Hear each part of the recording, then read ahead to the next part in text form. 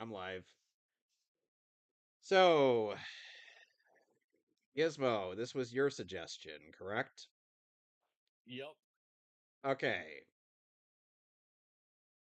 Now,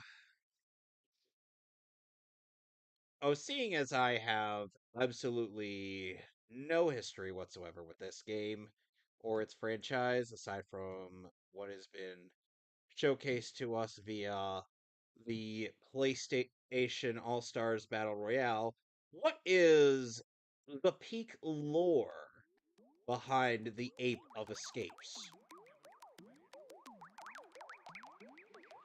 Repeat that? What is the lore behind the Ape of Escapes? Literally, what happens is that the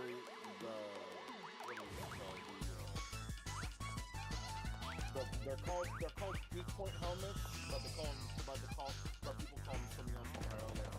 But after a circus attraction monkey takes it on, he becomes the smartest ape in the world, and so he tries to take over the world by giving his helmets to other monkeys that are dumber than him, so he can try and take over not only the world but all of time and space. Wow. So he a time machine from a random scientist to literally travel through time so apes could conquer Earth, and now this kid is the one that's going to try and capture each and every single ape that's been recruited, including the head villain. That Okay. happens to be an ape too. One, the first one being, doesn't he already know that apes conquered the Earth? They're called humans. Humans are apes. Well, I do appreciate. Saying that. Well, I do appreciate that lore. Or anyway, so we're racing an Ape Escape. Yes. Hello there, ladies and gentlemen. Welcome back to the Mehcast, and oh, what a motley crew we are. Anyway, so let's see if I won't. Hunting down a bunch of apes that are wearing Spock's helmets from Star Trek. And let's see if So I. Spock helmet from the toy line. And let's see if I don't utterly dominate yet again. In 3, 2, 1.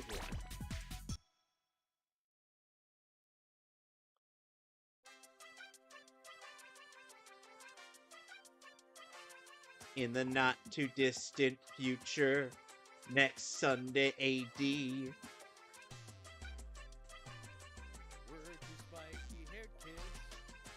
Not too different from you or me. Hey, Spike, did the professor finish the time station yet? Are we gonna get to go back in time? He said he'd be finished with it today. Let's go. I can't wait to check out the dinosaurs. And what about the future? Yeah, we'll keep talking. Oh, god damn it. That's not. Hold on. No, Hold on. I have to some- admit, I was Yeah, I just He never realized. forgot a line properly. I was not aware that the game was going to start the second I hit new game. I was hoping to go Hey, Professor! Sorry, I think my Over here. my watch out. TV audio ended up leaking. No, no. Oh, they're making monkey noises, so let me tell. So,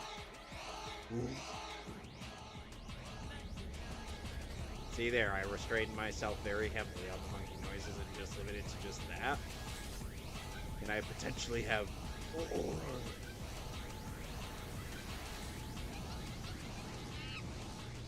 Why do the monkeys want to go back in time? Are they trying to enact the Planet of the Apes? Hail Caesar!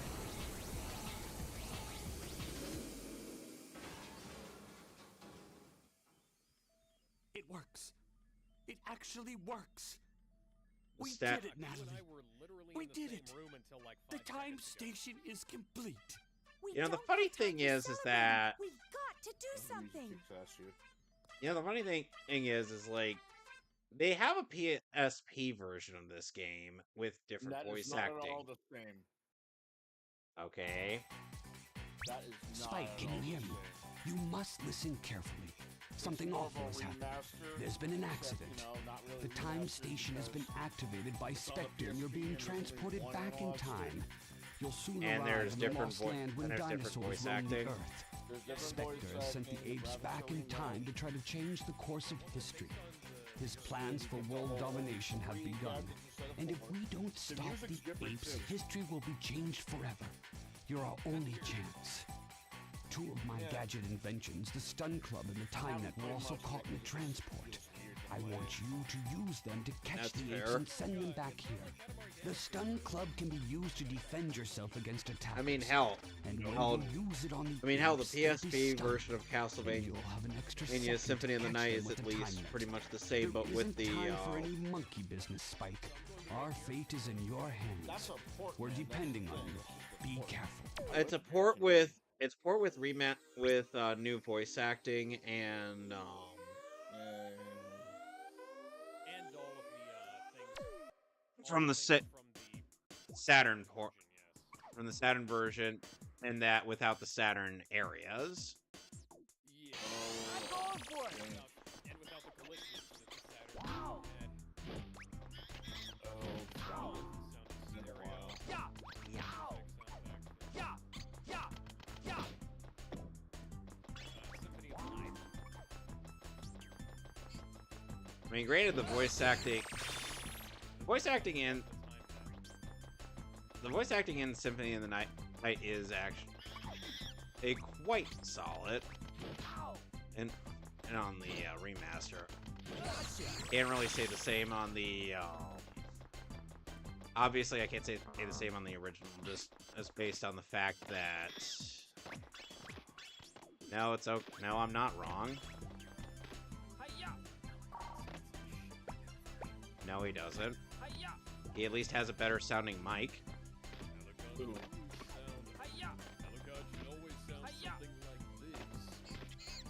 Alex. With that, Alex, you have a better mic than the guy who voices Alucard in the original. Yes. I've been in the game.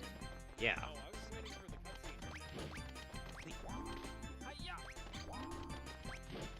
Get back here, you stupid monkey. Hey, come on. Got him. Come on. Come on. Ow.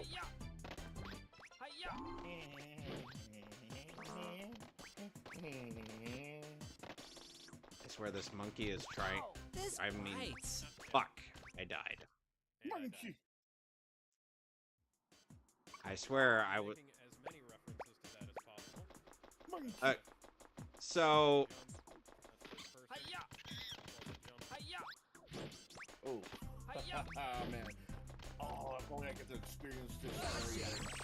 Oh, it would be awesome. Yes. You know, the sad thing about, it's kind of sad how, like, both the original English and Japanese voices of Richter Belmont had passed away. Hey, in recent memory. Too bad no one really talked about it. I kind of was bummed out about it. Kill, die. Fuck you, monkey. Monkey. God damn it. You gotta have the, Novel control scheme, although I don't like it. How are you not used to something like this? I have never played this game before. Really? I have played Snake vs. Monkey. That is not at all the same. I know! Let's go. I know there's a, unfortunately I can't really catch the, unfortunately I can't really catch, I can't really catch the fourth ape in this stage since, You have to go back. yeah. Yeah, there's a lot of that. You'll eventually be able to catch them when you get the appropriate gadgets. Yeah, I figured that to be the case. Based on me doing some practice with this. this game earlier. Section Marty. Everything here will help you with your mission. This is the warp room. In front of you, the round switch will take you to the stage selector. I will gladly pay someone to make a Doc Brown mod for Ape Escape. All you gotta do, I wish there is there probably is. Yeah. Yeah. I would pay for Yeah. legit, I would probably pay for a PC version of this so that I could run it, This is the minigame corner. I know. Speaking of smart business decisions, Sony, well, rather, the people behind The Last of Us Season 2... Look what I've got, a new gadget. Check it out. This is the water net. Use it when you're underwater. I equipped it with an oxygen meter. I'm sending the new gadget over to you right now. That's fair. Try it out in the training room. Without training, it will be too dangerous for you to continue on to the next area. Well, good luck and be careful. Oh, I haven't gotten that far in episode 1 yet, but I'm about half... Well, I've got... Let's go. Episode 1, Yeah. and I'll probably get done for the rest of it, for episode 2. Hiya. Hiya. To see the kinds of weird shit that happens outside of the, Hiya. outside of the areas.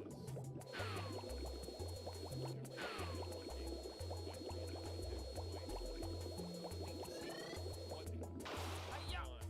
Outside of that area.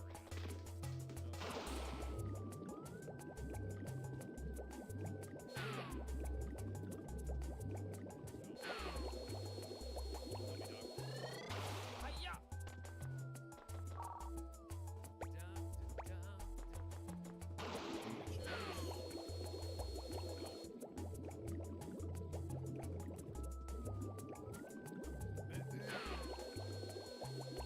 I have no idea what I'm doing.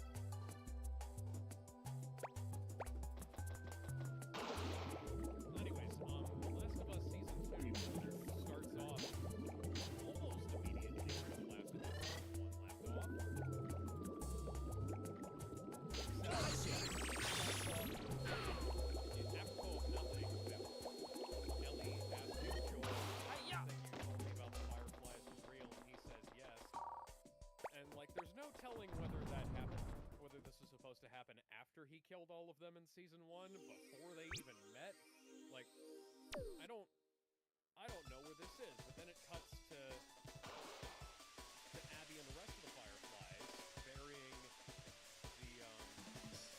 Let's go. burying the dead after Joel's little, Hiya. Is Abby better casted than Bella Ramsey? Hiya. Wow. Hiya. Wildly Hiya. Hiya. better casting for, Hiya. Yeah. Gotcha.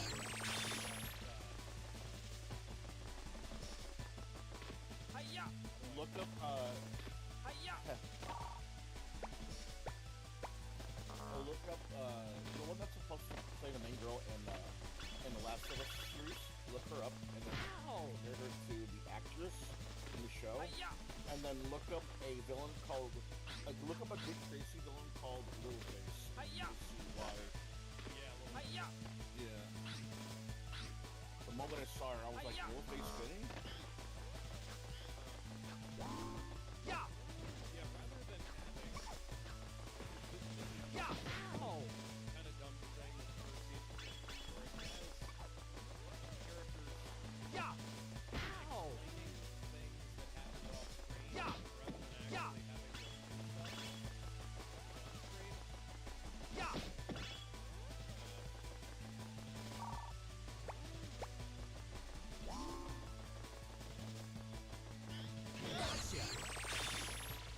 Gee, you son of a bitch. Hiya. Hiya.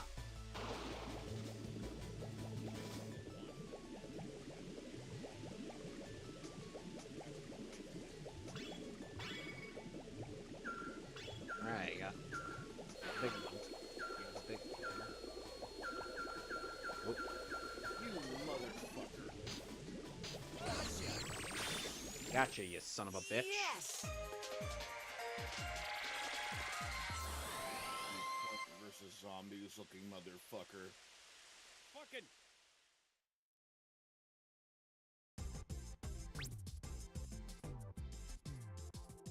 There we go.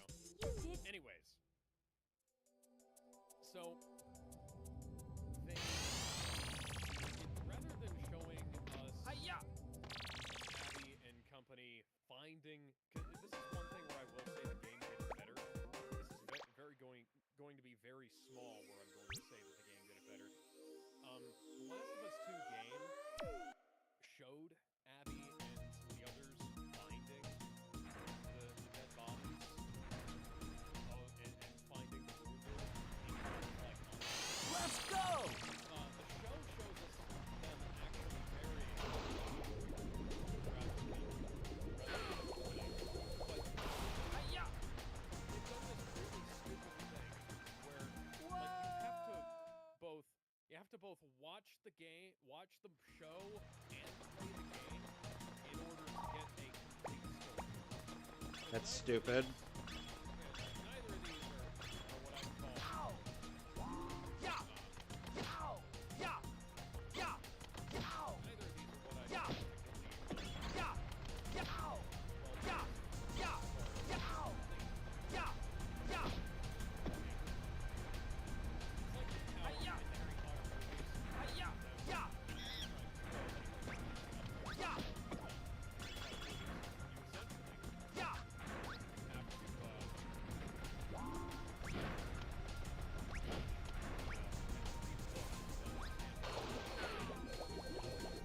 Hi-ya! Yeah, especially considering one Dobby.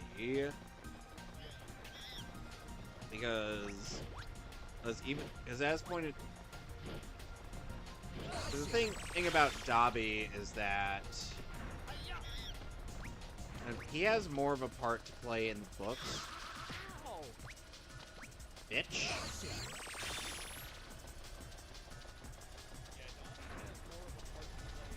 Hi-ya! In the books. But then he just suddenly shows up in Deathly Hallows, and Ron and Hermione.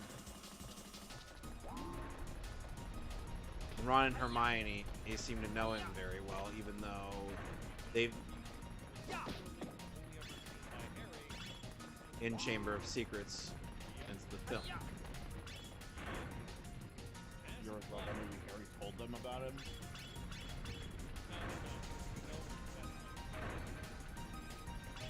Because in the books, they met Dobby.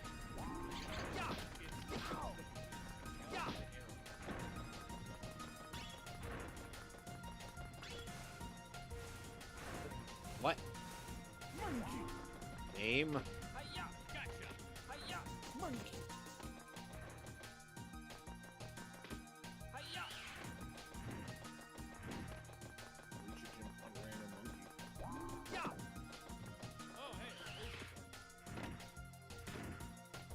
Yeah!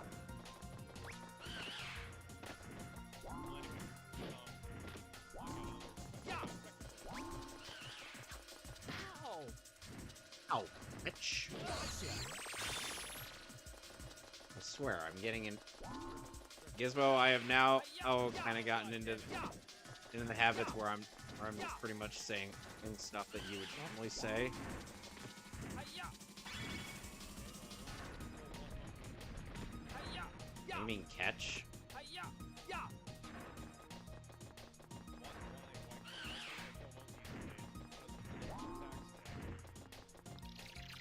Yeah. Thankfully I mailed all my stuff up over the weekend. Yep, there's a T-Rex. I'm a motherfucking T-Rex. T-Rex. Hi-ya! Hi-ya! Hi-ya! Gotcha. Yes!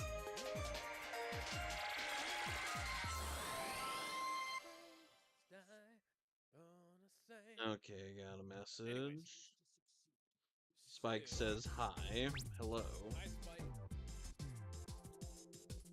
You did. So anyways, they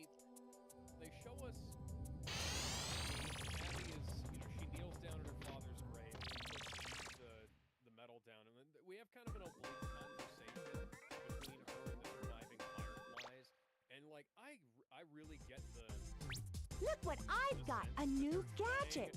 Check it out. Here's a monkey radar. It'll help you track those monkeys down. I'm sending the new gadget over to you right now. Try it out in the training room. Without training, it will be too dangerous for you to continue on to the next area. Well, good luck and be careful. I get a sense that they're actually... I'm going for it. Some decent stuff here. Yeah, Spike asks how's it going. I'm like, it's going well. At the same time, they then pull a Young Justice, and they immediately skip 5 years. Stupid.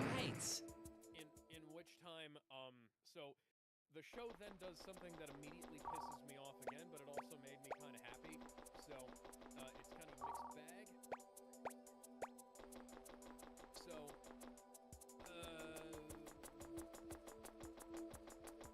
I gotta Oh no! training with a guy, and she's training with a guy who's about, roughly around my size. And you know? Spike says he's a new sub. Thanks for the sub. Hiya! Yeah, You- thanks for the sub, Spike. You- I don't know why. You get an A. Oh no! Surrounded by a steep cliff. You fall off, you're finished. Use the D-pad, move the camera. Oh, why didn't they tell me that earlier? Why is Oh no! there isn't Legend of Zelda? You mean the Legend of Link? Legend of Zelda. Hiya! Hiya! Hiya! Oh, this is a Hiya! bad area. I will come back. Anyways, Hiya! they do a thing. Oh no! Ellie gets a guy she's fighting with this guy, and she, takes a hit that probably should have taken her down, but then they immediately say, and it's like, yeah, that guy was pulling his punches. It's like, you can't, Oh no! you're fighting somebody who's literally twice your size, you know? Which is Hi-ya! something that I'm, as a martial artist, I really appreciate. Something I don't appreciate as a martial artist, though, is the fact that they, Hiya! had her tap a guy out from one of the worst triangle chokes I've seen in my life. So, if you don't know what a triangle choke is, it's where you wrap your legs around somebody's throat, and you have to kind of go sideways and Spike, you're now on your way to the mysterious time of the jungle ruins. You must navigate through thick jungles filled with beasts never seen before. Go on to explore the temple ruins, but be very careful.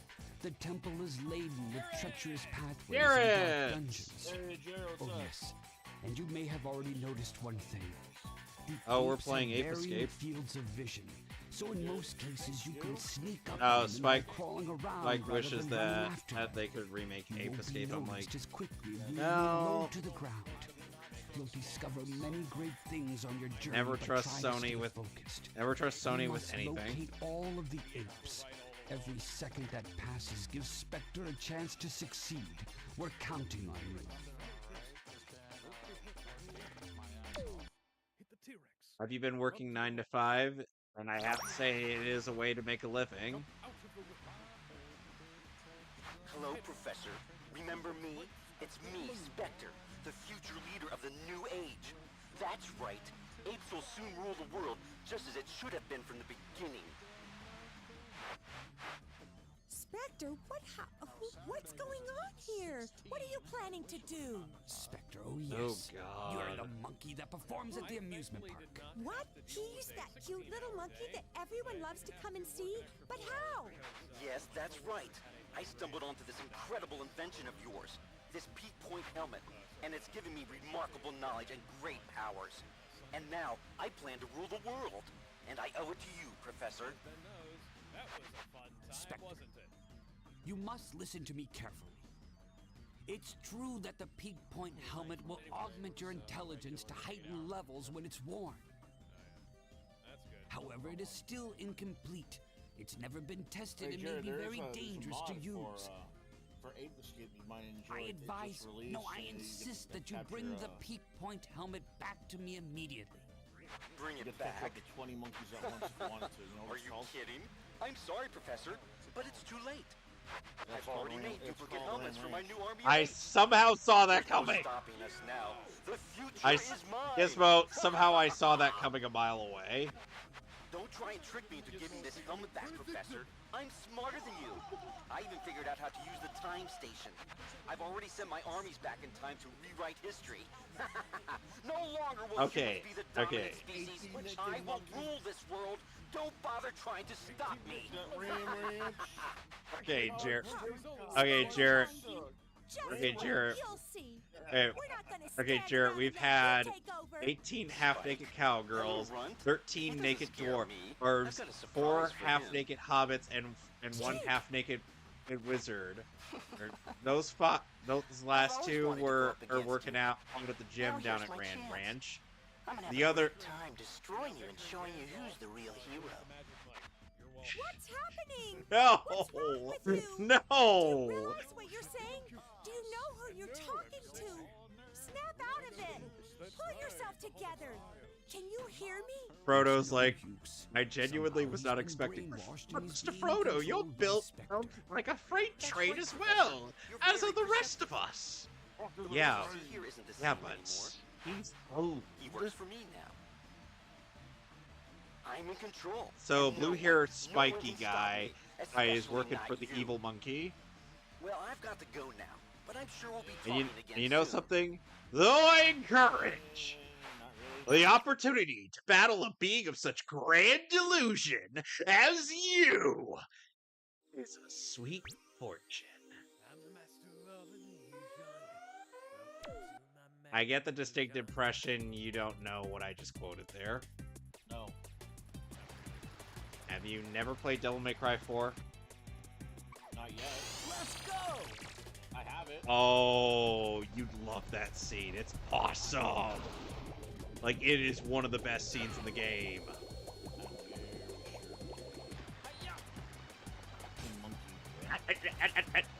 So, Jarrett, as you might have seen in that Google Doc, I have been working on a bootleg of Devil May Cry. I Netflix season for a hypothetical season 2. Phew.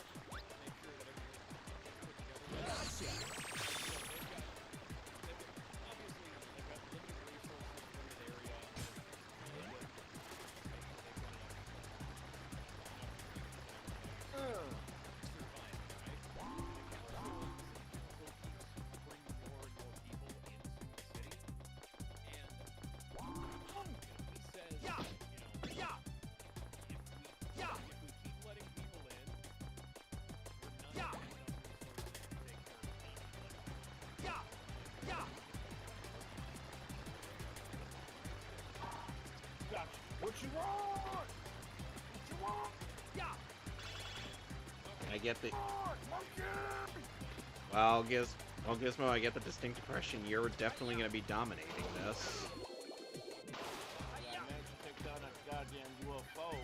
Thought he was a goddamn long-range weapon. Yep.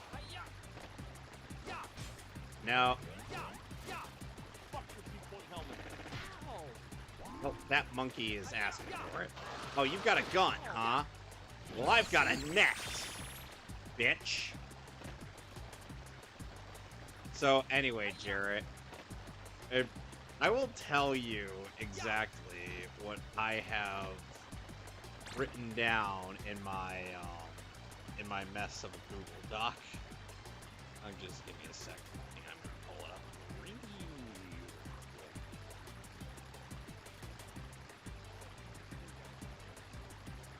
Alright. Alright, so in lieu of recent events, I had felt this...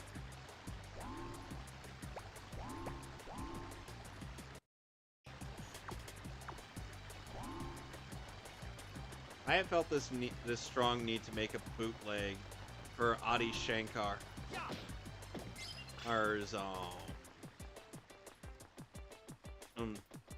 His Devil May Cry series on Netflix. So the intent of this is to not only make something batshit insane enough to be considered a bootleg, but also to showcase what Adi Shankar could do. Oh, if he embraced the true horny edgelord that he actually was. So come on, let's be real. Only a true horny edgelord would allow Alucard to go through a threesome. He's not horny and wouldn't. Yeah, but the thing is that Adi Shankar is both really cringe edgy, but not edgy enough.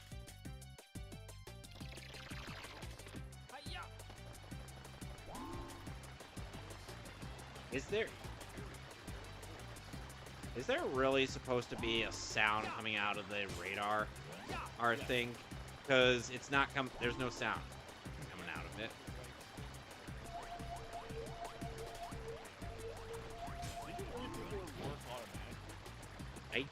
I would assume. Hey.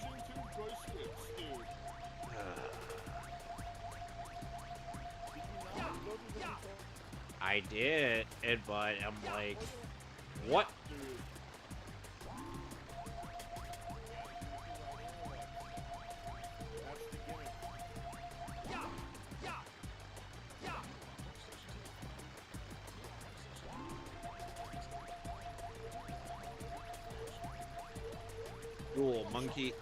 Dual monkey action, which means there are two monkeys.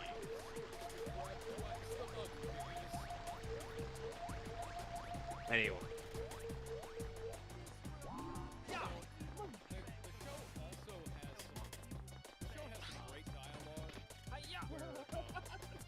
That's a good one. With Joel and Tommy, with Tommy and Ellie.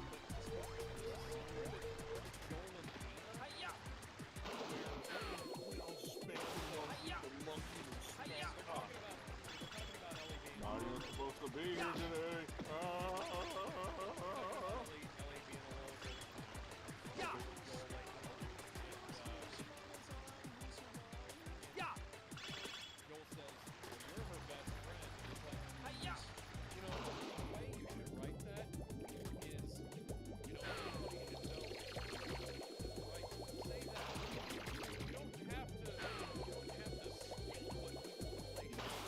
Yeah. Hey! Hey, get out of there! Hey, get out of that UFO, you stupid monkey.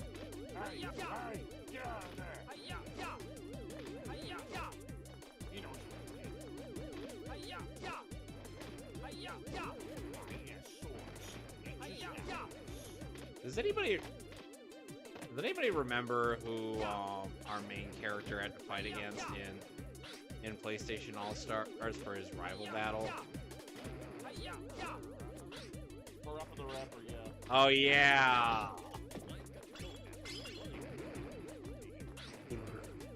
Rap of the rap. He was just telling Spike to just chill. Or did they egg Parappa had? Oh no, I got fucking monkeys to kill, man. Ah, come on. Holds.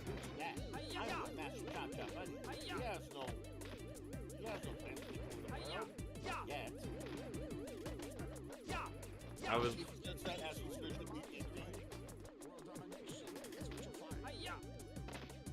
I swear this UFO monkey is pissing me off. Get out of there, you son of a bitch! Ugh.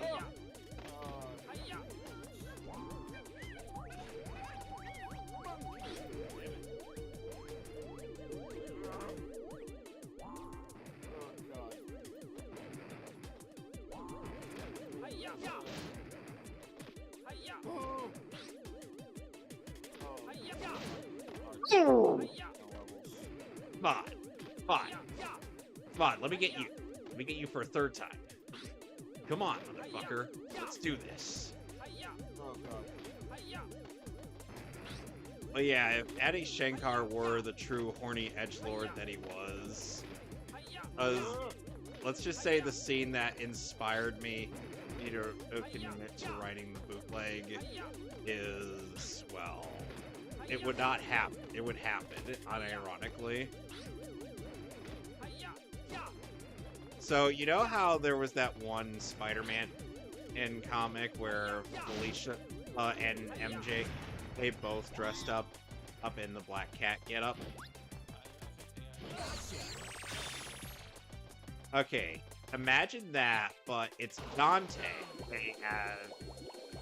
as a somewhat hospitalized Peter Parker, and a very naked Mary/lady and Trish as MJ and Felicia Hardy.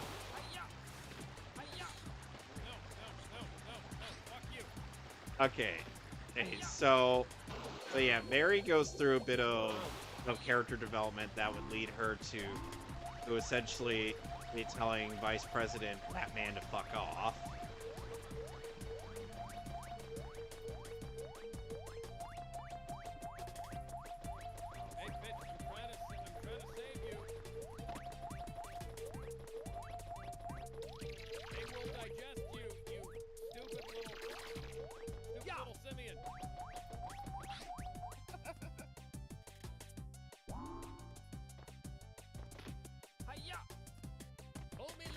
For how much I can't stand these goddamn monkeys.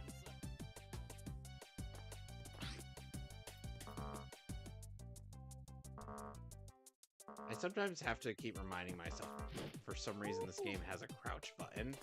Oh yeah, that's because it's trying to be MGS.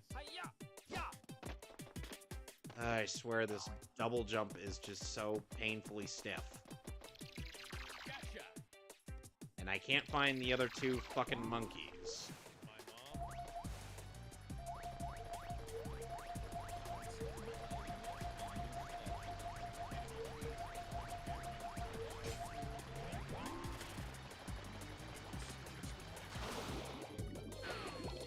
Muscle Man. Anyway. Hey, so after an epic threesome between Dante, Lady, and Trish, because let's be real, I think everybody and their mothers would not argue once about something like that.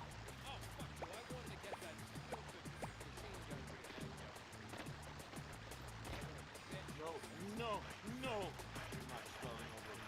No! Oh my god, this is some. Come on.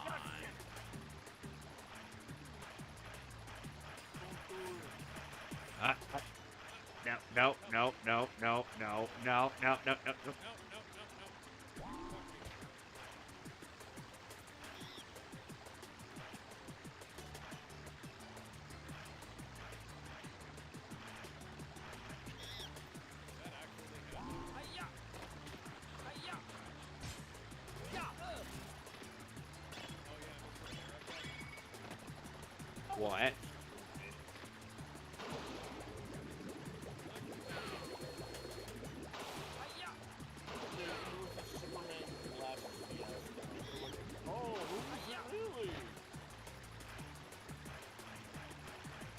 Okay, so anyway.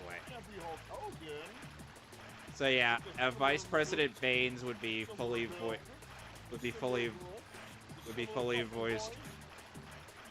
So Vice President Baines would be fully voiced by Ian James Corlett, because I doubt Kevin Conroy would record enough material for 2 seasons worth. being realistic here. No, he has to sound like the person. I got 5 monkeys now.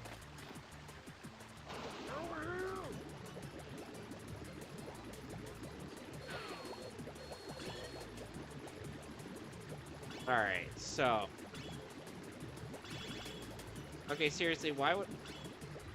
At this point, why would I need the raft when I could just do this with the water gadget? You'll see why. I already know what to say. Very... Curse of the mysterious jungle.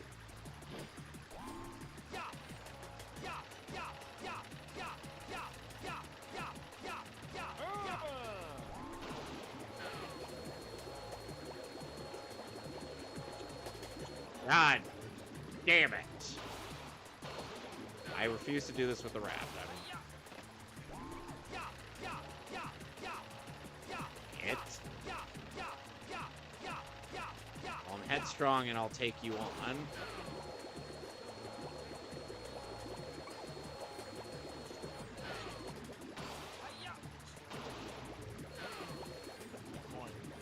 Which, by the way, I was making a reference to the Trapped song. That's the...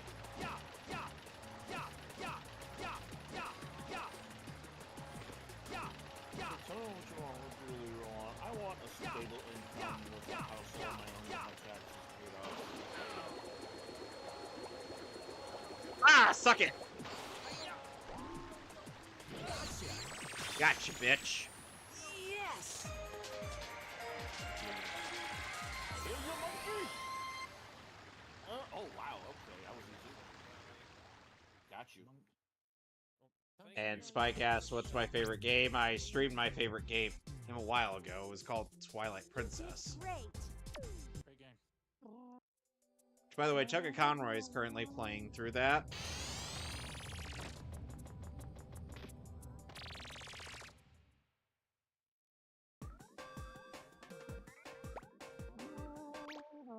Let's go through the Dark Ruins. I need to catch 6 monkeys. No, don't do it. Okay, so... Let's go! So... Oh, anyway, they break Dante out of his frozen and carbonite state. From season 1. And yeah, because that happened in the Netflix show. Oh, but just before, during the whole American Idiot scene. Which I'm like... This song selection, man. This is like a 5-year-old picked out the songs from the 90s. Yeah, Adi Shank... Yeah, these are, yeah, Yep. Kevin said that, like, these are like AMV songs that people used in the early 2000s. Yeah, What was it, especially... Papa Yeah, especially Last Resort by Pieces, there was American Papa Roach. There was Mitch.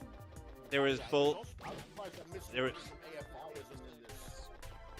Yeah, there was Bulls on Parade by Rage Against the Machine. Bold. Wait a minute. What? Did that fucker just do a moonwalk?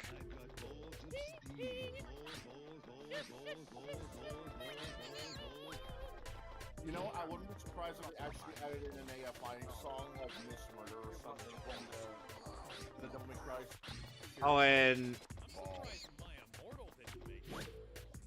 Evanescence is in... There's an Evanescence song for that show.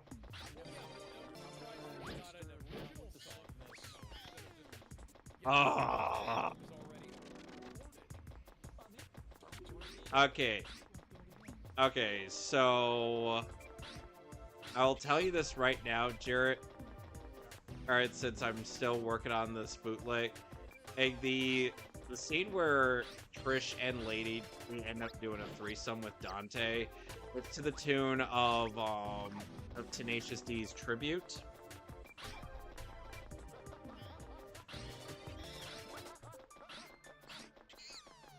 It's specifically the part where it goes, and we played the first thing that came to our heads, and it just so happened to be the best song in the world. No, that would be too easy. Anyway, so while that's going on as we pan away from the NSFW imagery, because let's try to keep let's. Oh bullshit! They wouldn't allow that. They allowed the fucking threesome to happen in Netflix Mania.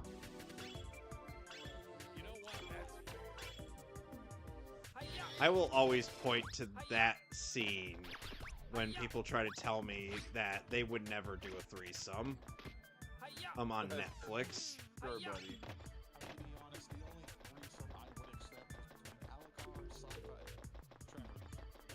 Alucard did get into a threesome with a couple of Japanese people.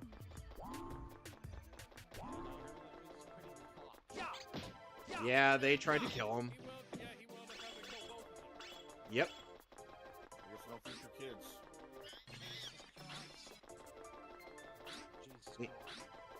I mean, Alucard did find a lady, but that wasn't until the 4th season of the original Castlevania. Okay, so to continue on. Speaking of old, I've always had this question, and I think you guys will actually think me thinking about this pretty hard.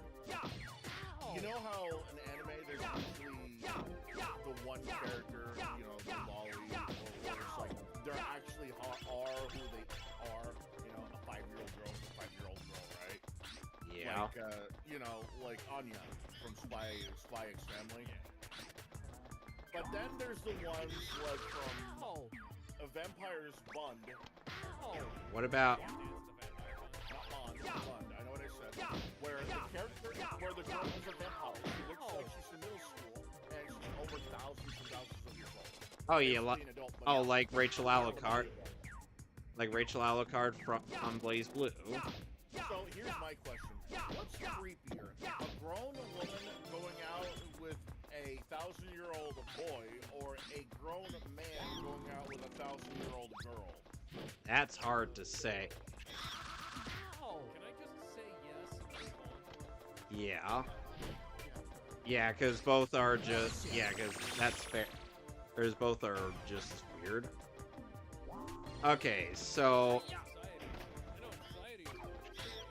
Yeah, society's going to accept the lady potentially doing the 1,000-year-old Shota, but...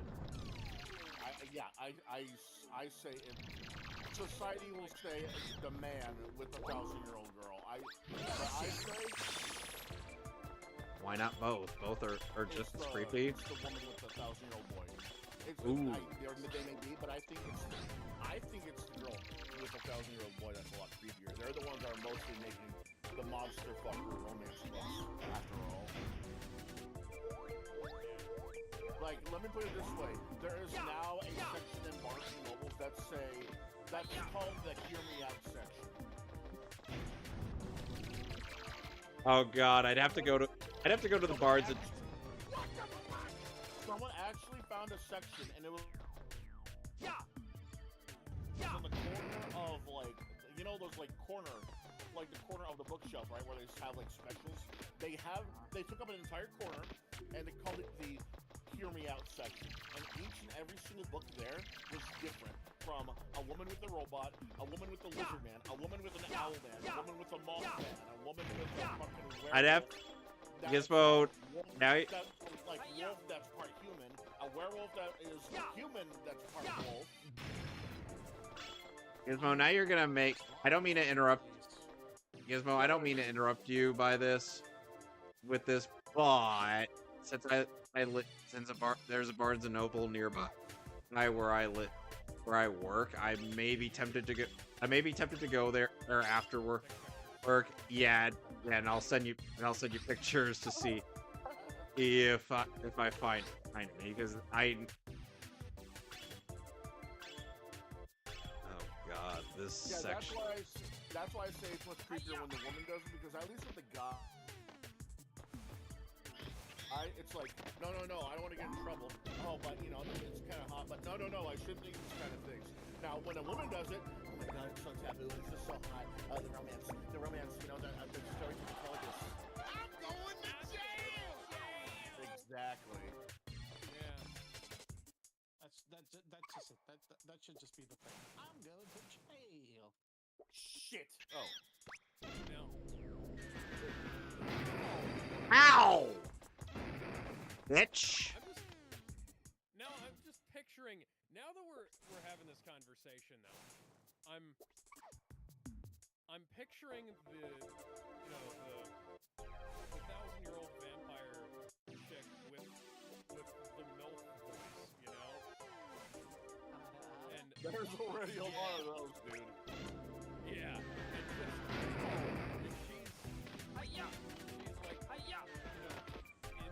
in full mode. Yeah. This wild ride, please. I did not sign up for this.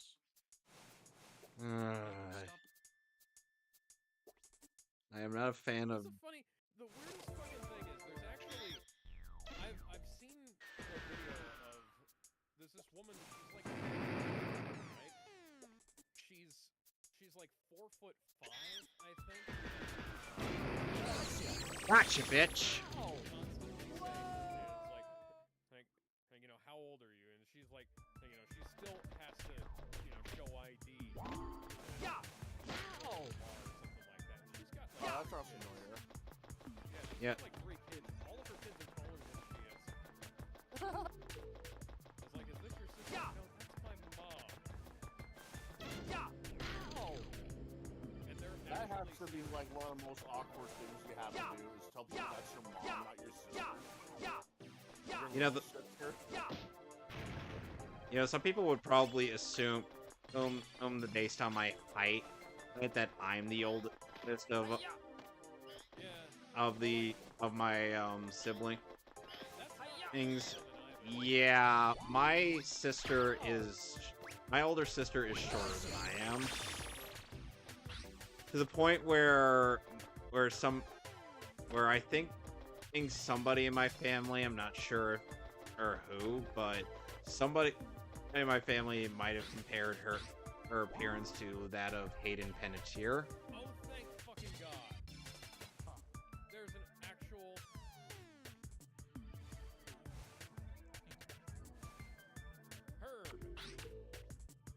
Herb. Herb for dirt. Oh, no, it's a giant cat. Real fuck! Okay, so... Oh, and you know what else is kind of, tells me that the women are the more freakier types when it comes to fetishes? Dude, you know that, hear me out, you know the hear me out section I just told you about? There's like hear me out cake videos. Oh, God. You know what those are? What? So what it is that they have a cake on the table as big or small as they want it to be, and what it is that everyone has a hear me out, right?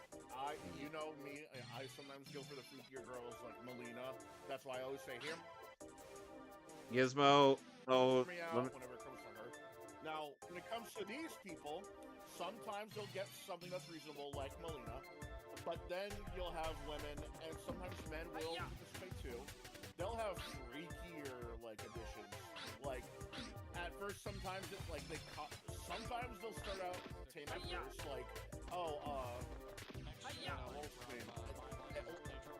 XJ9, sure, Android 18. What was it? The one slur from what was it? The Morax CGI movie, not the original, because of that Morax shit from back in the day. Yeah, that's a little reasonable from the beautiful war. And then it gets a little freakier. They go like, hear me out, Large Simpson, hear me out, Lightning McQueen. It's a car! Lightning is weird. I can't get into this. Look, if it were Lightning from Final Fantasy 13, I'd get it, but at the same, but Lightning McQueen? Great. You're thinking of Lightning McQueen. Like, freakier ones, like, hear me out, Speedy Gonzalez. hear me out, the Cactar from Final Fantasy. Why would you want the Cactuar? They're asking me. They're the ones that are making That's a good question. Because the Cactuar are just, you know, of the... Look what I've got, a new gadget. Check it out. Here's the slingback shooter. Just pull back and shoot. I'm sending the new gadget over to you right now. Try it out in the training. And now I'm getting Without the training, slingback it'll be too shooter. dangerous for you to continue on to the next area. Well, good luck and be careful.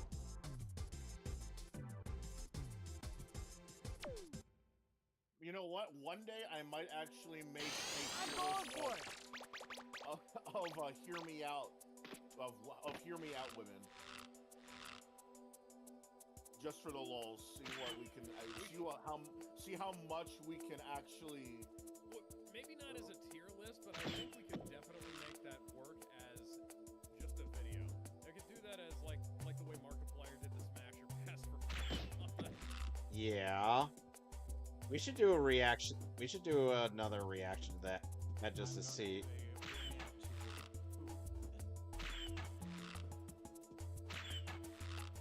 I hate how the slingshot works. Now, how do you... You guys... So, because I have a feeling that maybe you, me, and Jared might be the only people who know about this. Do you know about Fred Perry? Yeah. Fred Perry? Yeah, I know Fred Perry's work. What about Fred Perry? Yeah. Okay, yeah, so, god damn it. Anyways, like, I understand, like, you know, for some reason see the Transformers and say, yes.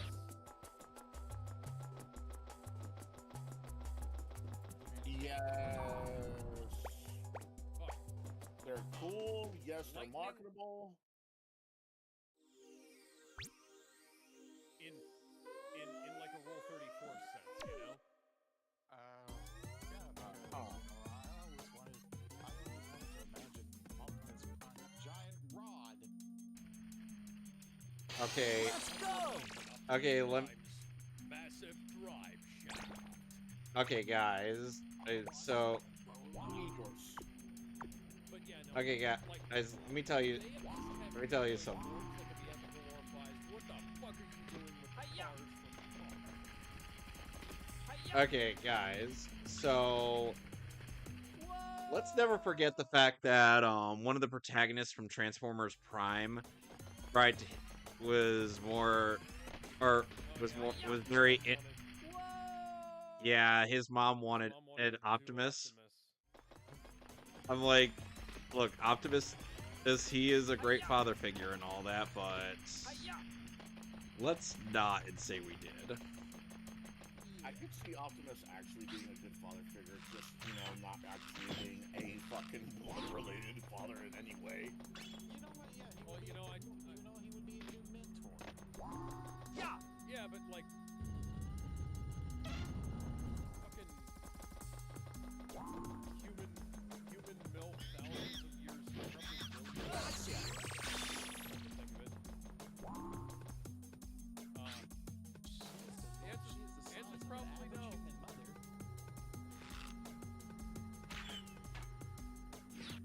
Why does the first person view for this fucking slingshot work better than you know? Oh, actually indulging in the game's physics.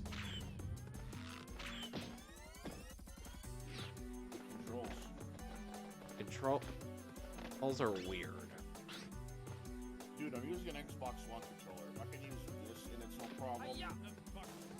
Ah! Oh, Keep dying. guys, good luck with the stadium race. What's going on? I'm just telling you ahead of time. Good luck with the stadium race.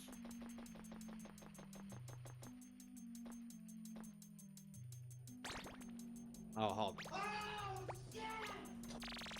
Exit out of the stage and save real quick because I'm on my last life. on your last life? Yes, I suck at this How? because I keep falling.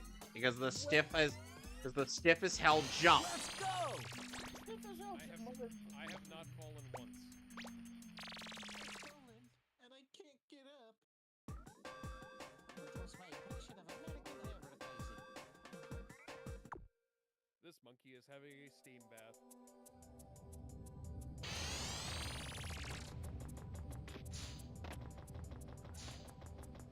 Hey, piranha plant. Fuck you. Now I get to steal all of your gold. Is that back gold? Fuck me, you motherfucker, fuck my mother. Don't hit the trunks of large trees with the stun club. Fuck you, fuck my It mother. is. Oh, there's a cookie jar. Funny how, Cookie.tv. funny like a clown, do I amuse you? Do I amuse you? That's a Joe Pesci. What? JonTron? No, dude, that was a Joe Pesci reference. Yeah. No. Motherfucker, that's a Joe Pesci reference. I should know. I mean, here's a John Shaw reference. Holy shit!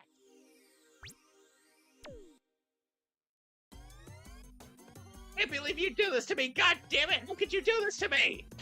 Let's go! I don't like where this is going. Stop! I don't like where this is going. Dumbass monkey. Ooh, ah. Oh, That is. do you have... No, I thought...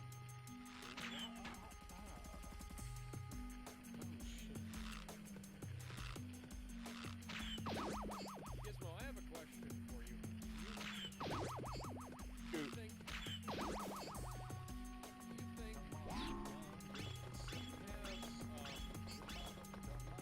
that clip of JonTron saying 14 words? No. I just need a clip of somebody who's not me saying that, because that would be How you vaguely know the 14 words? No, Rays, No, I never. just need a clip of that, because it's in the fucking Devil May Cry, essentially, and I figured it would be fucking hilarious to use the JonTron clip. And granted, he was saying that, he wasn't saying that to support it, but, it would be funny to laugh at that. That'd be hilarious. Yeah! Yeah! Yeah!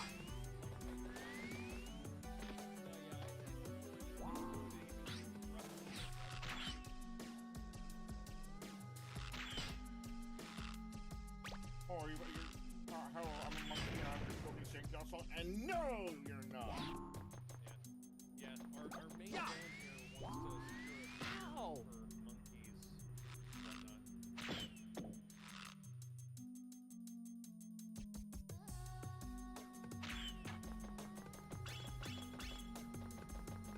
Oh, apparently they also did a reference to Azrin Gold in the show. Yep. Yeah, the Ow! same hair color, he has the same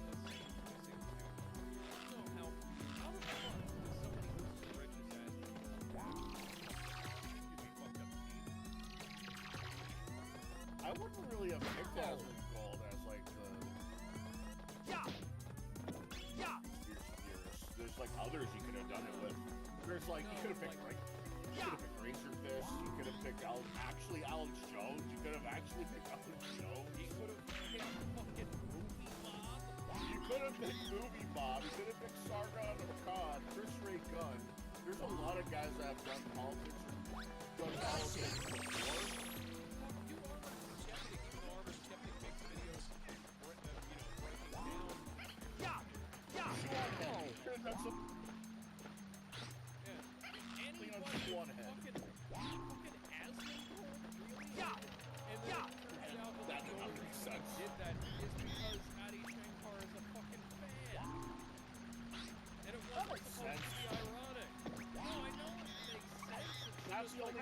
makes sense though. Like, I don't know why. Like everything else just makes zero. Yeah. Yeah. Fucking monkey. Gotcha, bitch.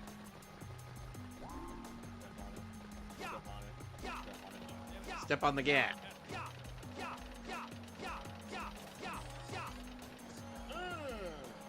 No! Hit the brakes! I can't stop it! Oh!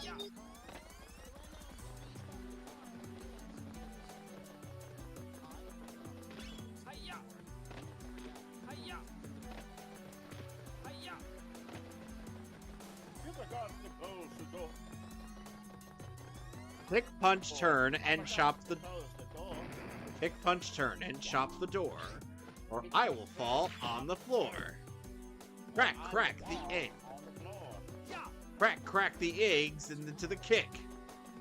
I'm gonna punch you in the... I don't know if I could say that on this channel.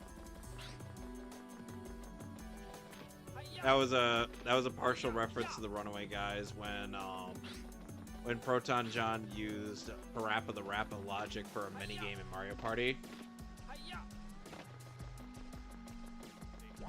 My penis in the car door. You stuck your penis in the car door. Damn you. Blue means all's well, yellow means it's on guard, red means it's in a panic. Doc, I already figured that out by playing the fucking game. Monkey may be violent. This is what your parents... Oh. Watch the parents that You mean Parnitz? Fucking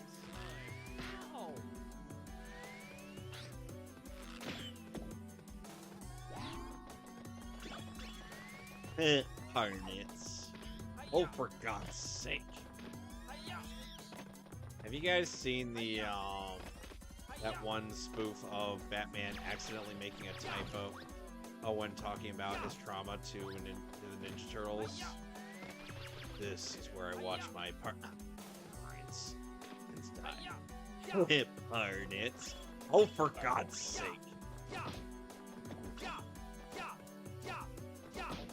I still find it... The right joystick on my Xbox controller. Ample opportunity to get just worn out as the left stick is. You know, I find it funny how it's like, of all the scenes that ended up on the cutting room floor for the Batman vs. TMNT movie, it had to be...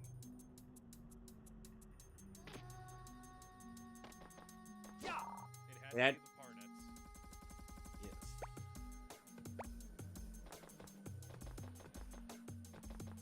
No. It had to essentially be the my parents line. Or Ron and Casey Jones, man. Yeah, Casey Jones, April O'Neil, and Master Splinter. So, you know who did geek out over getting to be the Batman in the movie that fought the Shredder or Gizmo? Yep, on Twitter. He's like, okay, don't geek out. Don't geek out. Don't geek out. Oh my god, oh my god, oh my god, oh my god, I'm fighting Shredder.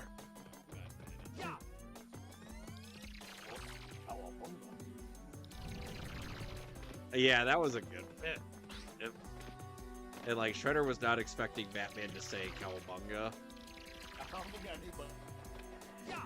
I think, especially with how serious Troy Baker was voicing Batman in that movie.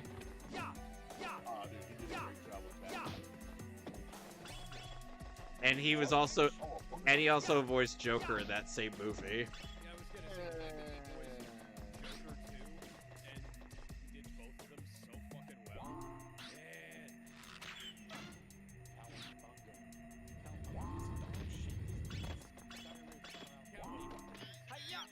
So many references to that movie. Yeah. Who would have thought there would have been a TMNT arcade reference in there too? Where? You didn't see it? It was at the last battle, and when Raphael caught a Foot Clan ninja, he decided to just do the grab move that you're able to do. Oh, that. You know, slam to the side and then slam to the other side over and over and over. Ow! There was the reference to the TMNT live action poster where they're sticking their heads out. Yep, I remember that in the intro sequence.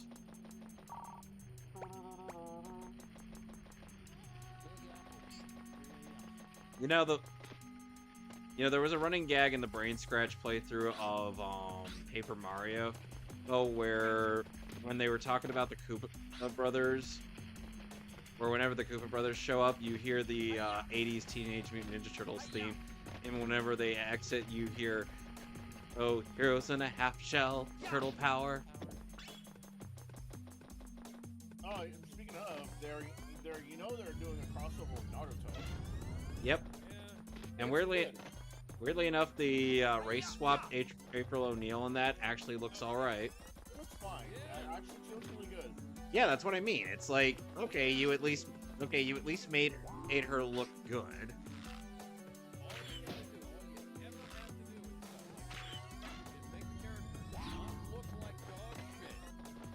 Yeah, which is apparently difficult to do. Apparently, I don't get it. But they like to make excuses like, oh, she's actually she's actually realistic. It's like, I don't fucking care. She's a goddamn dinosaur. Make her look good. I mean, hell, I always just imagine the version of April O'Neil I always end up imagining is the one from the 03 show, as voiced by Ash Ketchum. That was Veronica Taylor. Yep. April O'Neil design is pretty good. I'm not gonna lie. Is she actually voicing anything anymore? I don't think I ever heard her. I think I've been Veronica. waiting for this for a long time. I think Veronica has just been in between you and me. stuff of Follow recently. me. I mean, she's also Sailor Pluto in the Sailor Moon stuff. Is she? Wow. Yeah. Let's go! Yeah, but it's still kind of sad though that the Pokemon cast is slowly fading away. Professor Oak and Jason and Jesse are now gone. Well, not really. Yeah. Professor Oak and Jesse are now gone. Stuart Zanget's dead? You didn't know?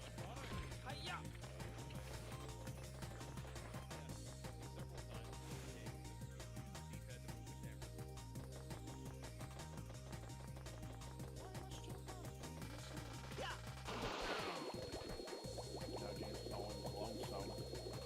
Yep.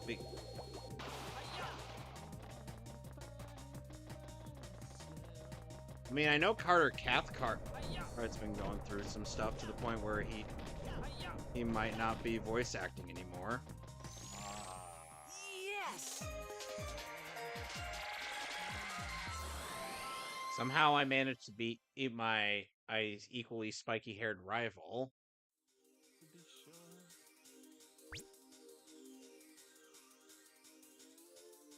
So Bungie has announced that they're making I'll another go up marathon against you game. anytime They've you already want. made a marathon game, and it's going to be coming out this September. I don't Bad trust news them.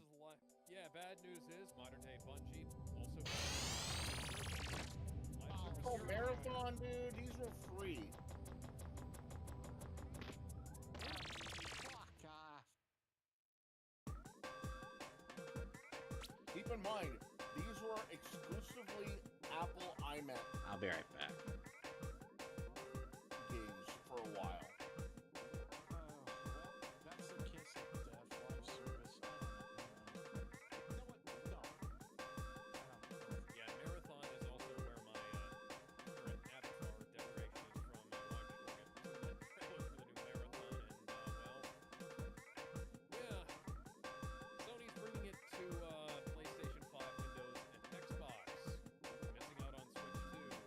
no switch ports. Yeah, no switch ports. Apparently it was announced back in 2023. Kind of a lost opportunity there. Yeah. Especially considering the Switch has a massive install base, and you probably want to, even if it was just one of those stupid codes in a box like Overwatch was, you know that they'd want to capitalize. You think? If it's a shitty port. Like, this is Sony we're talking about. They made, like, The Last of Us on PC is one of the biggest train wrecks I've goddamn seen. Okay, Look so what got I've got a new gadget. Check it out. This is the Super Hoop. It protects you and makes you run faster. I'm sending the new gadget over to you right now. Try it out in the training room. Without training, it will be too dangerous for you to continue on to the next area. Well, good luck and be careful. Why would you need any kind of account to play any fucking game online to begin with? Yeah, why would you need a PlayStation? Let's go! Plug into it on fucking Xbox.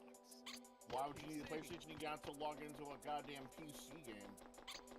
Hell, I shouldn't even need a PlayStation account to play a PlayStation game. Anybody else remember back in the day when you could get a No, hold on. Devil's advocate, if it was a PlayStation exclusive, and we know they're not going to be handing it out anytime soon, and it's a Sony game, then maybe, just a slight maybe, I can understand why you need an account to sign in. But that's it. For like multi-ports and ports to PC, ports to like next-gen consoles, I don't understand.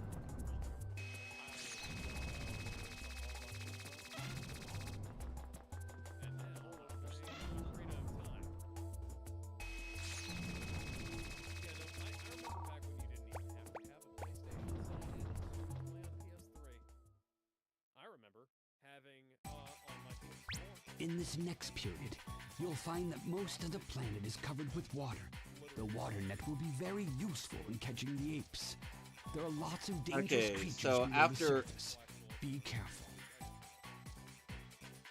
Only normal bullets. Oh, and so after Dante wakes up from that epic threesome he just had with the two lovely ladies, he's then like, "Oh snap! That was not a dream at all, was it?" And they're, Let's go! he's like, I just thought. Dante's thought process is I just thought that there's no way the woman who betrayed me would actually show off her beautiful bod. It has to be a dream. Especially when there's another woman who happens to look like my dead mother. Yes, because I had to intentionally showcase the awkwardness for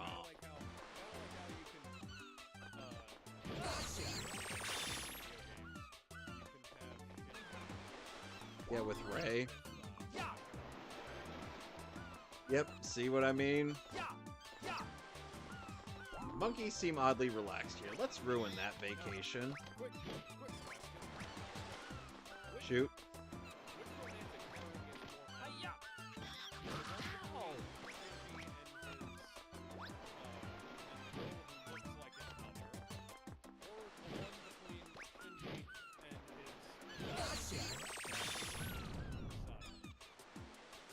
Shinji with the girl with Shinji with the glasses girl.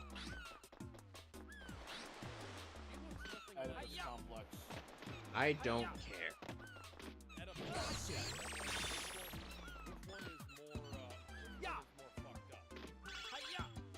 Oh, probably the one who looks like his mother.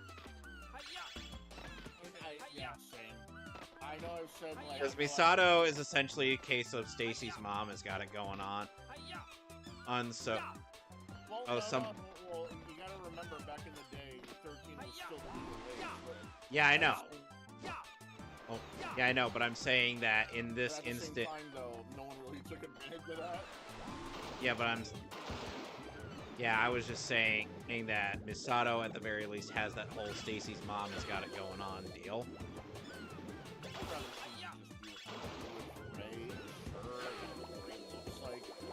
Looks like his mom, but that's it. Yeah, but what I was actually but what I didn't realize was that, which was more screwed up. But if I would rather Shinji get with the glasses girl from the Rebuild film, which he does. Oh yeah. I get it. I'm just. I think Masato was actually a little more messed up. Yeah. And not in terms because she's older, because there's a lot of that in anime. It's because you know Masato is just gonna manipulate him into getting into the robot and doing other shit too. Like, hey, if you want to fuck my pussy and then get into that robot, it's like, yeah, not healthy. Oh, Gizmo. My mind is full of fuck and I do not understand. Gizmo.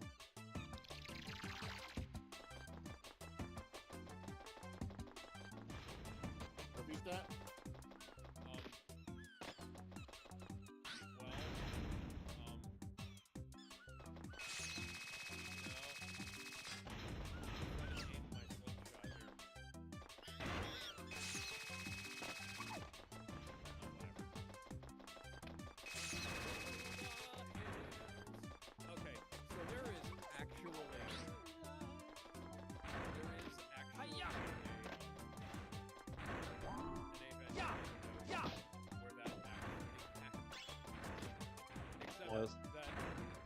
Except that them doing the do is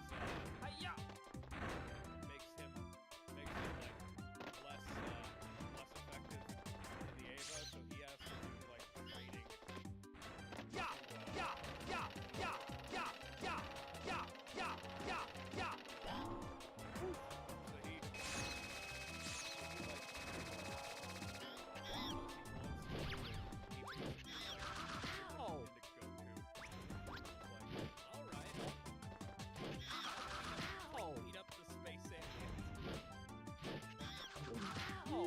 Hey, keep. Just gotta pour some sugar on.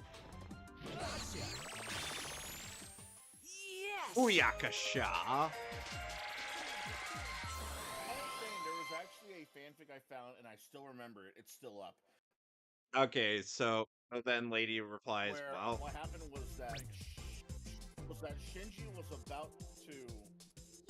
Was that like Shinji was adopted by Goku and pals, and the moment that they saw the dragon, Shinji asks for his mom to come back to life, and then Shinji was like, "Oh, I don't want to be with my dad," and I wish Goku was my dad. The moment he says that, he grows a tail, and his hair gets a little more spikier. Sup, motherfucker?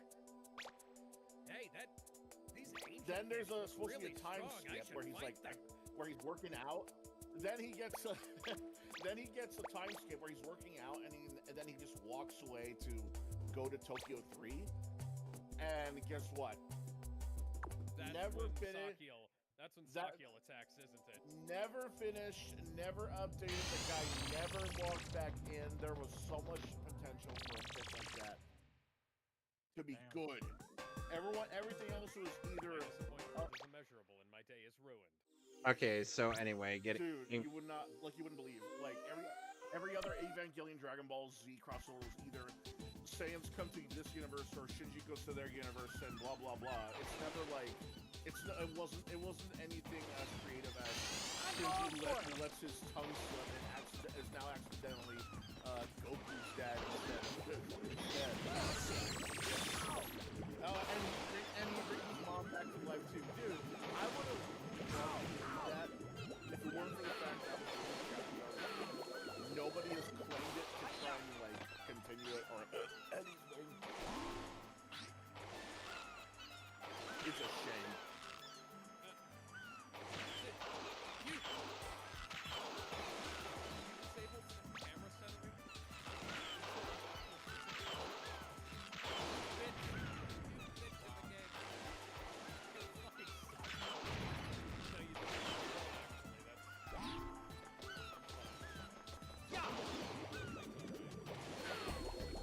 Monkey. Okay, so anyway. Dunk the monkey. So anyway, it's like after, but then lady seeing Dante's snark is just like, oh, good morning to you. Oh, Dante. Which then, and he's like, why don't we get this out of the way? Was it good?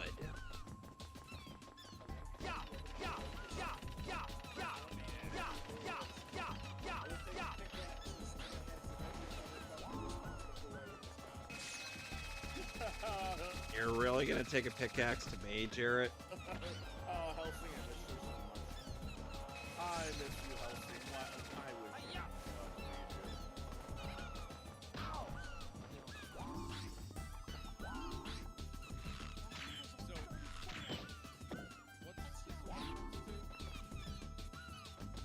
I forgot what movie it was, but he was pretty pissed.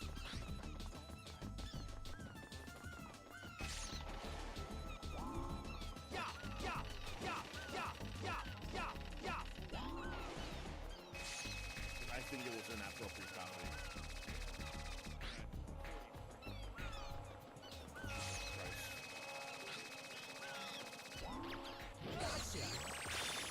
Okay, so then, and lady replied, by the fact that you pretty much let me and Trish here do what we wanted to you, yes, I felt it was a very positive experience. No! What do you mean it's from the actual show? Why would Eddie Shankar write this? Oh, right.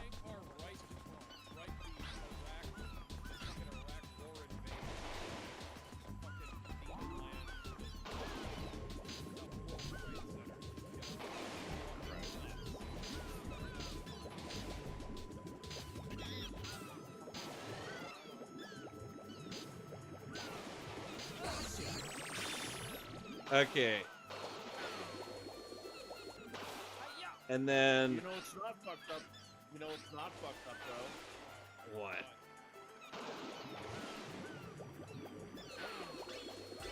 You know what's not fucked up? What is it? That?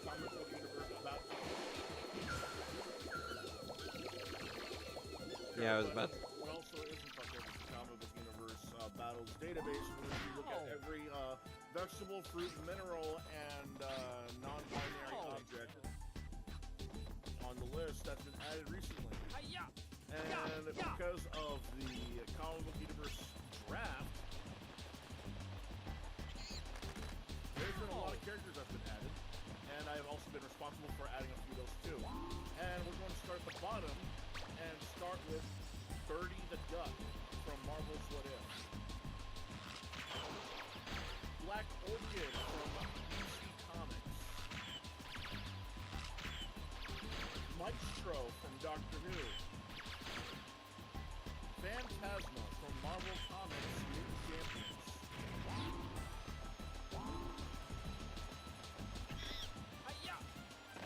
The Hanging Balloons from The Hanging Balloons. The Evil Invincibles from Marvel Comics Invincible.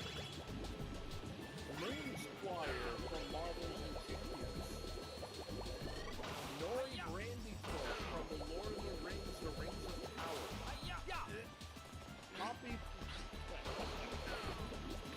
Poppy Proudfellow from The Lord of the Rings of Power. Crimson Fox from Amaranth. Different from the original Gandalf. I don't think so. Maybe. If they add him here, then it's different enough.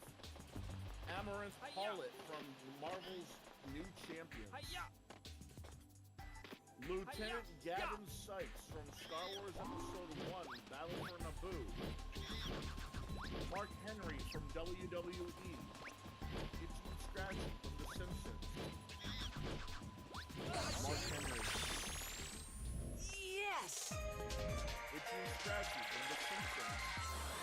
Itchy and Scratchy from The Simpsons.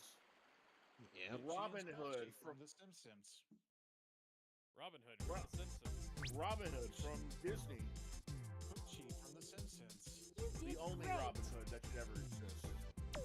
Because every other time they always fuck it up, with one or two exceptions. With one or two exceptions. Samoa Joe from WWE. Alan Alan Shore from Boston Legal. I added that. Eagle Man from Blades into Darkness. AJ Styles from WWE. Judogi from Super Kid. Carmen Carmi Brazado from The Bear. I added him. Okay. Ultimate Doctor Strange, also known as Stephen Strange Jr. from Ultimate Marvel Comics. That's another Doctor Strange. Hiya! Luigi Risotto from The Simpsons. Angel Dust from Hazbin Hotel. I added him. Marcus Kincaid from Borderlands. I added him. CM Punk from WWE. Zeph from One Piece. Yo-Yo Dodo from the Looney Tunes. Dodger from Oliver and Company. Hualin from Soul Calibur 3. Beetle from okay. Wow, Beetle really. Yeah, Beetle from Legend of Zelda. Still kind of surprising. Sabu from ECW. Brian Bedford from Miracle on 34th Street, the remake. Mr. Og from Teenage Mutant Ninja Turtles. Ash from Alien. Prospero from the No, I just said The robot. I said Ash from Alien. I said his full name. Prospero from William Shakespeare's The Tempest.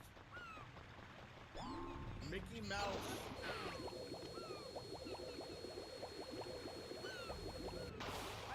Yes.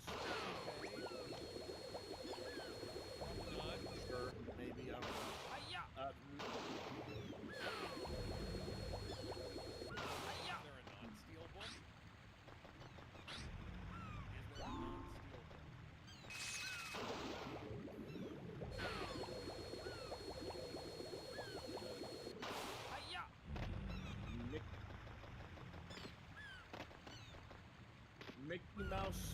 Mickey Mouse, Tom Collins, from The Mousetrap. Adam, from Record of Ragnarok. King Horn, from...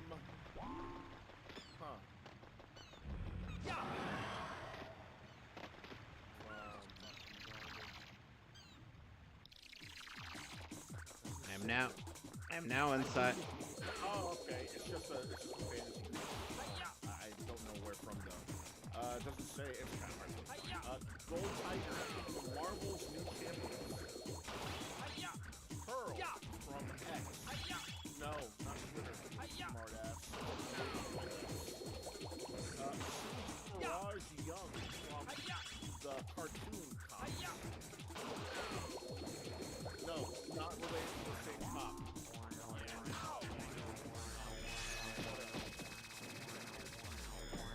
Yeah, like COPS cop, not cops. Then it's that classic. Nina, Sorceress from Marvel's Ultimate Black Panther. Karen from SpongeBob SquarePants. Kelsey Popoli.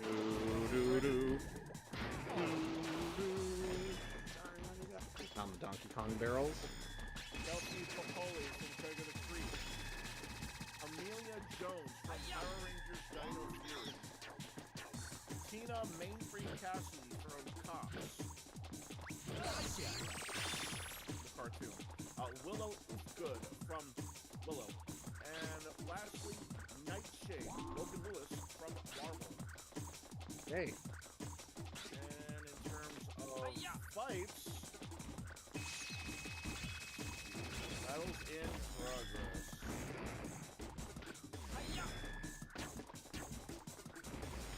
Chitari versus, for the past fights, Chitari versus Paradine. Paradine was won by 1 vote. No Surprise there. Captain Carter from versus Miles Mayhem. Captain Carter wins by 4 votes. Zilla versus Zilla Jr. Zilla Jr. wins by 2 votes. Surprise there. No, it's Zilla Jr. Or from the show. From the cartoon.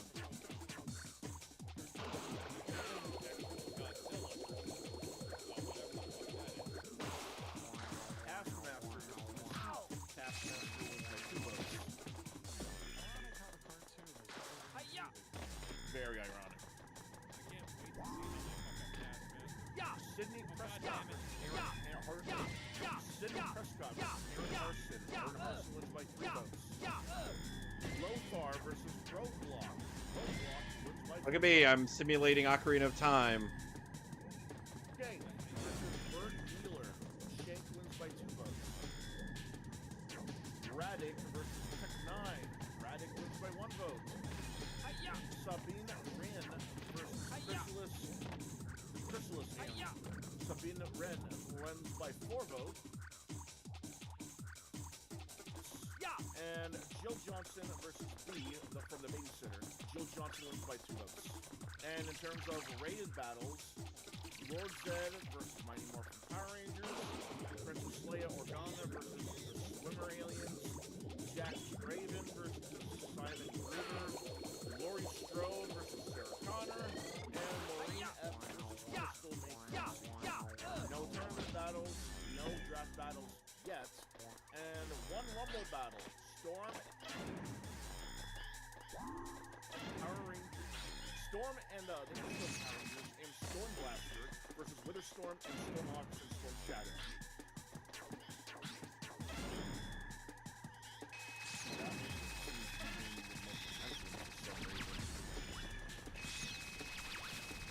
Storm and the Ninja Storm Power Rangers and Storm Blaster versus Witherstorm and Stormhawk and Storm Shadow.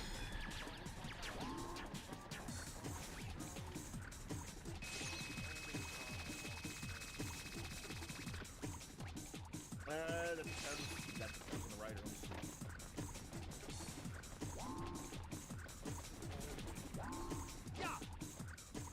Because you see, it's not. They don't just pick Sarah Connor older, Sarah Connor. It really depends on the writer.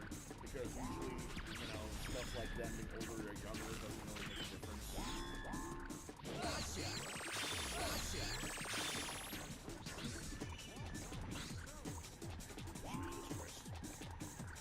By the way, Rob Zombie Strode is the voice of Mary /Lady in Netflix May Cry. Oh, okay. So it's basically who's going to survive Basically, it's a survival match. Who survives the cheapest creatures the longest.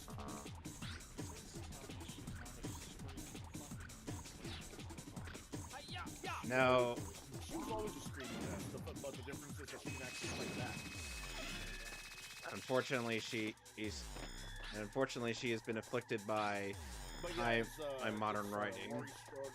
But yeah, Laurie Strode and Sarah Connor, they're not fighting each other per se. They're basically fighting for survival against the Jeepers Creepers. They're asking who would survive the longest.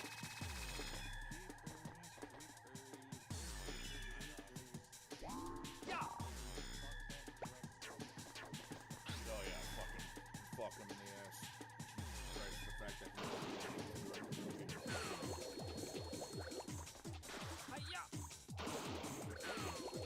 But yeah, actually, you know what? Yeah, that's a good debate topic. Larry Strode versus Sarah Connor. Who survives the Jeepers Creepers monster the longest?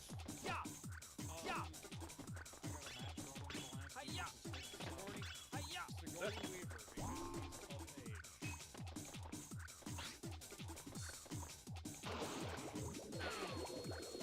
Okay then.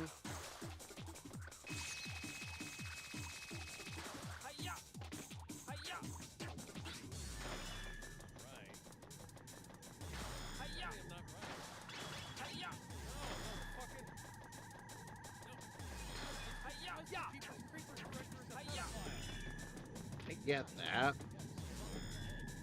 That's why I said smartass. I didn't. Ow! Fucking monkey.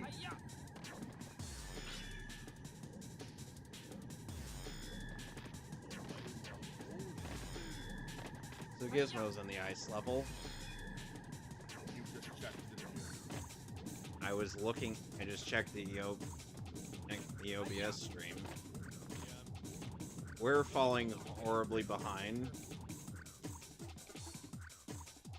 So yeah, Gizmo, you're probably gonna beat us in this very easily. In which case, I will say GG's. Well, it's not the amount of either, though. It's Medals. no,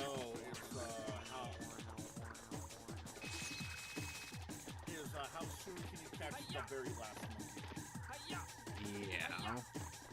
The very last monkey is so tricky for me to figure out.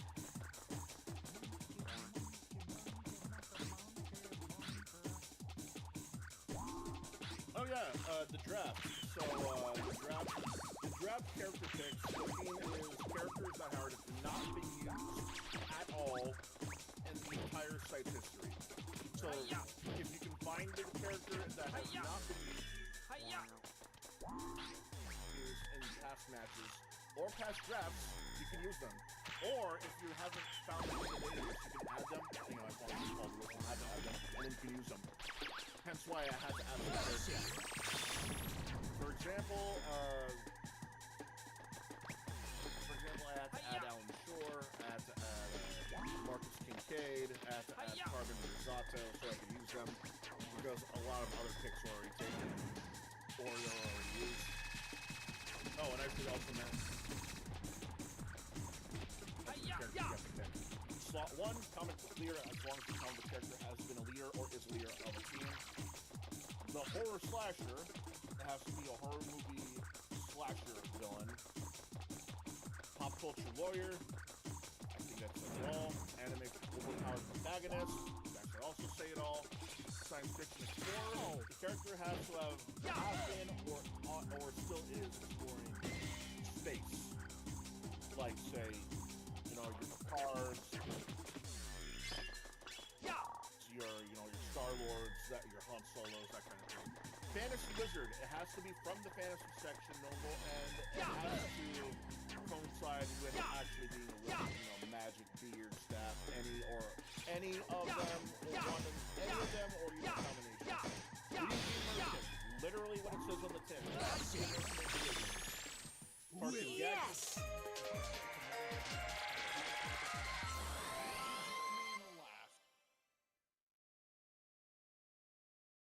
Hmm. Yes.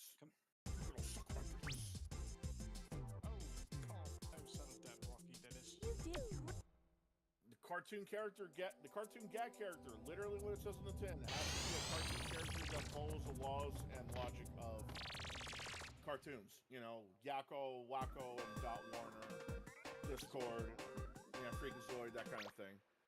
The professional wrestler, I don't have to explain You're that either. heading towards the Ice Age.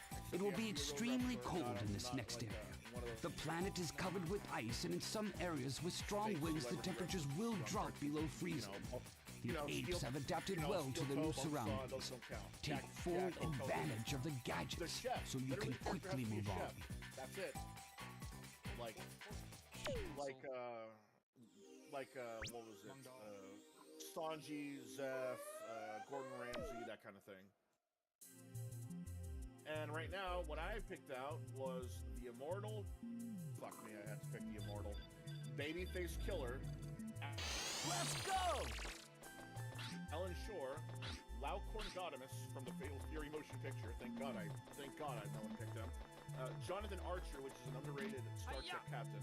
Rubius Hagrid, Marcus Kincaid from Borderlands, Apple Bloom from My Little Pony, Cactus Jack, and Carmen Risotto. So if you decide to go into the comic book draft, make sure the characters you want to use have not been used, and if the character that you want to use is not in the database, submit him in. By the way, massive props before anyone else does, because, well, you know, someone else might be thinking of getting this.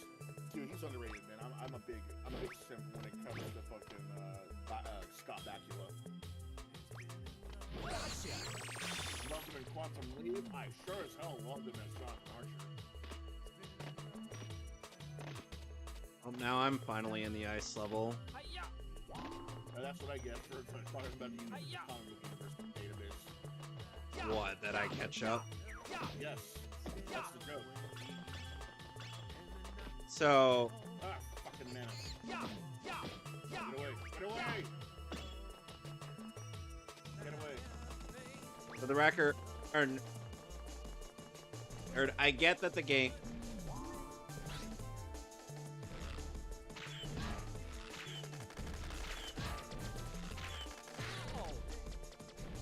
I swear these monkeys are just...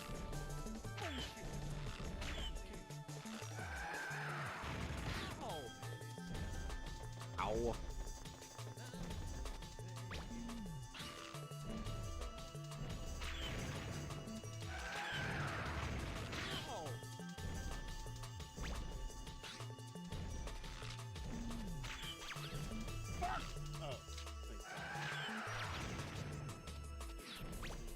Bring a sign of the electric ferret's logo.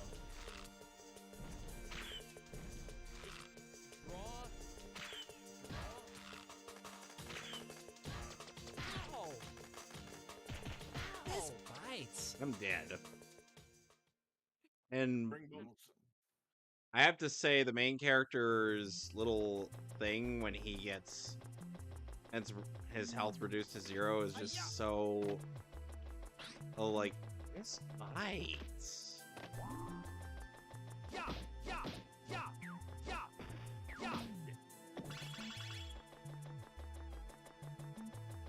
So...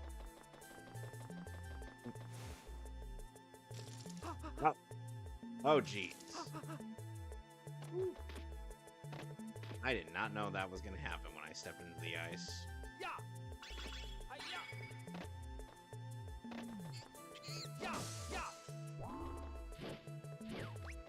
You may be nice and comfy in your warm sweater, but too bad.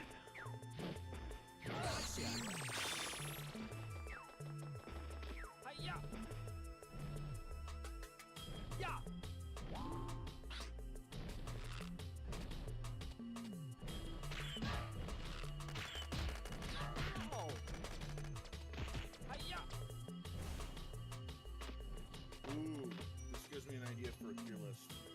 What? Monkey characters.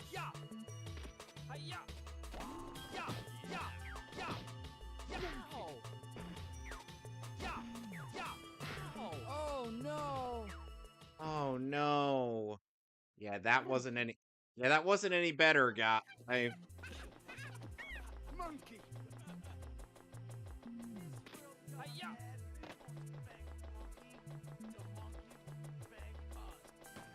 What? We need to have like a. We need to have like a Kevin Smith movie marathon.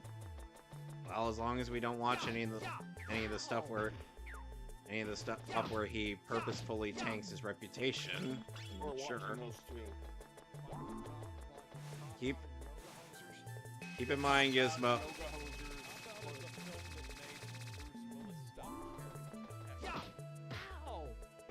By the way, Gizmo. Oh, keep in mind, if we were to do a Kevin Smith watch, we would have to include Teen Titans Judas Contract in there because guess who makes a cameo in that? I know that.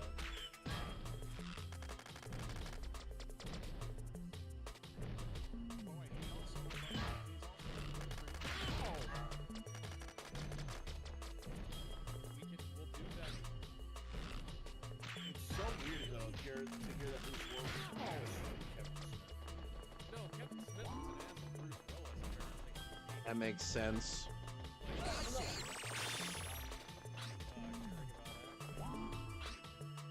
But why? Like, dude, I get if you disagree with. This was back in the day when Kevin Smith wasn't an ass, wasn't a sick, you know? Like, he actually criticized what he was. Yeah, back then, he was known to criticize what he was. From the comic book art, comic book story, movies, Oh, everything. oh, geez, another movie we would have to watch if we were to do You this. know, like, and this was. Why would you ever hate Kevin Smith? This was not his. He wasn't an asshole like that. Was he?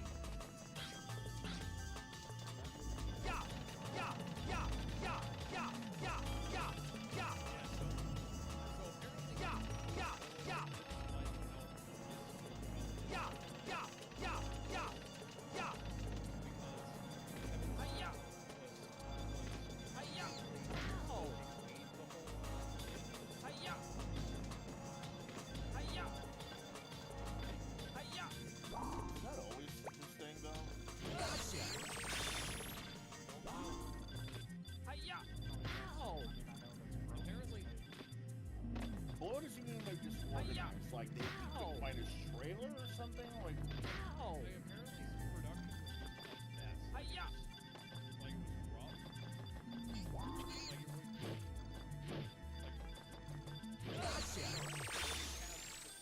Yes! Said that Bruce Willis didn't want to cooperate with him during production, and Bruce Willis said that was because Kevin Smith was constantly high and was not very well put together during the production. About any specifics about that. That's all they told me because I looked it up and it just doesn't say anything. Well, anything else, I should say. wow. Look what Yeah, I've well, got! you A could new ask gadget! Check it out! So apparently somebody. Here's the Skyflyer. It'll take you to high places. I'm sending the new gadget over to you right now. Try it out in the training room. Without training, it will be too dangerous for you to continue on to the next area. Well, good luck and be careful. Yeah, that makes sense. That makes sense. And now that Let's go! because if you're just not giving your actors direction when you're the director and you're just having to read off of the script, well, what the fuck am I supposed to do? Like, I can't tell if what I'm doing is good or not. If I don't have the directors who don't have access to the monitor, get the footage, play it back.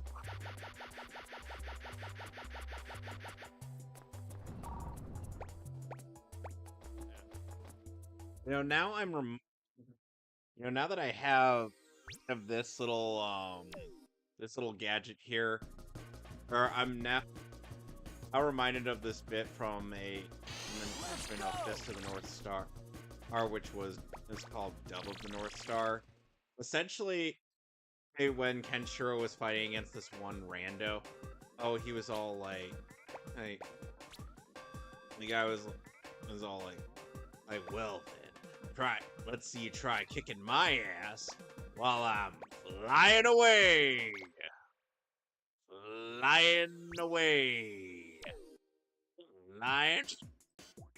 He's saying this as he's twirling the staff. Let's go!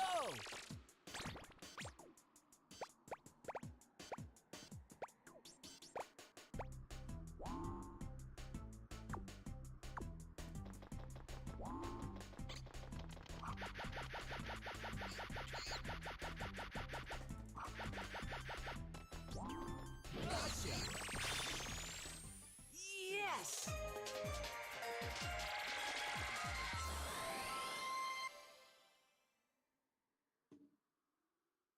I see.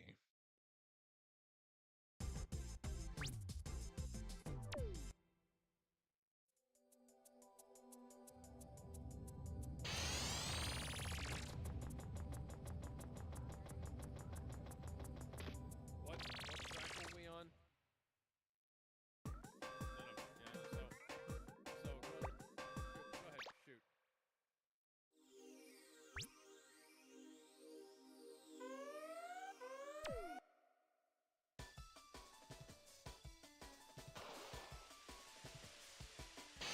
I'm going for it! So,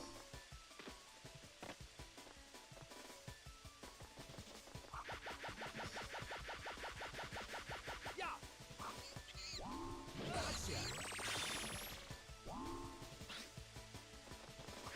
I'm just kind of going back and redoing a bunch of stuff.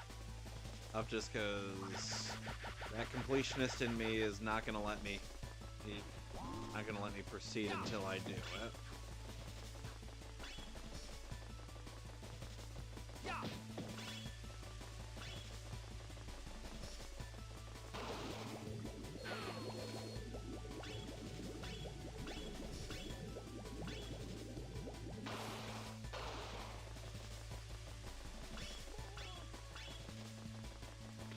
More!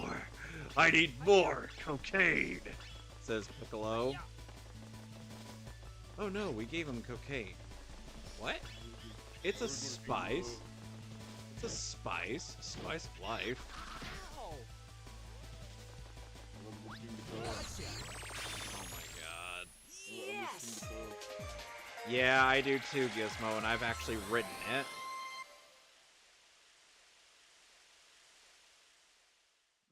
Fucking flying animal. There you go.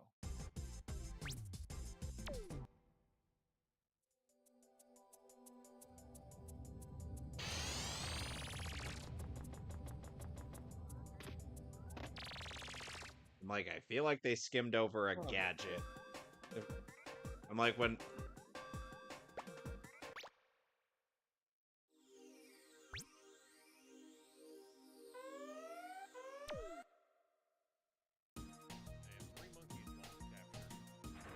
But yeah. Let's go! So, you guys ever played any of the Bomberman 64 games? Because this game is kind of reminding... Yeah, this game is kind of reminding me of the first Bomberman 64 game.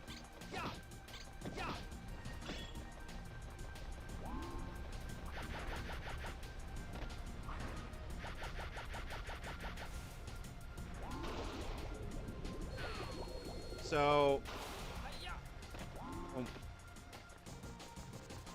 oh, what's your favorite N64 game?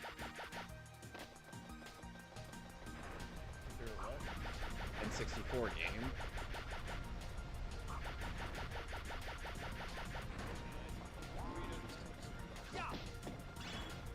Well, at least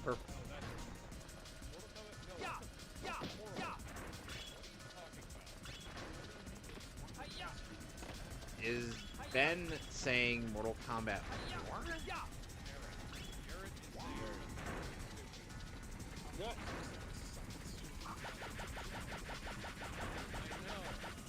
It's over, Jarek. Shinnok is dead. The good guys have won.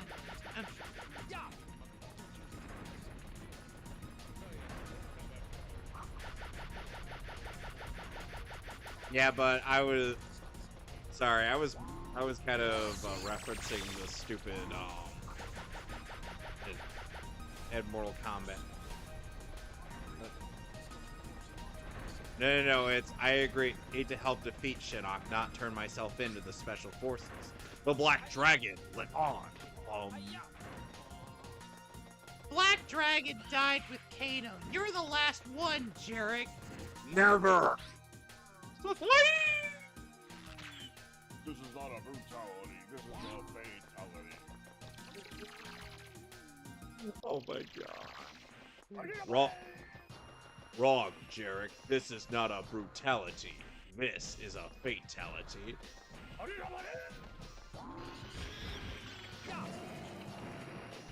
my god. This is not a trap. This is a fatality. What?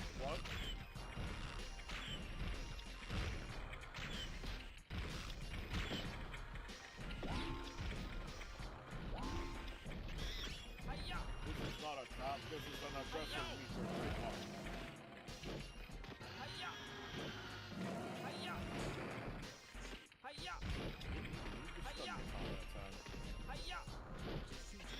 Wait.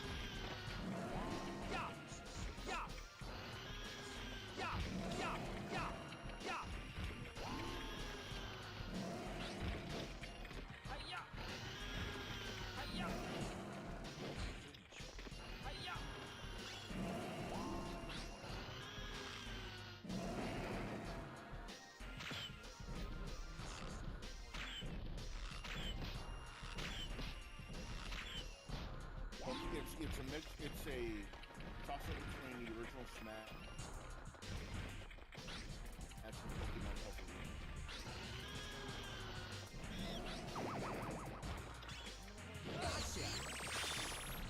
Nice. Shake. That's...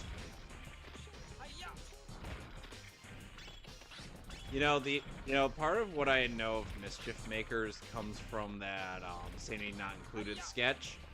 Shake! Shake! Yay! Shake your booty. Shake your booty.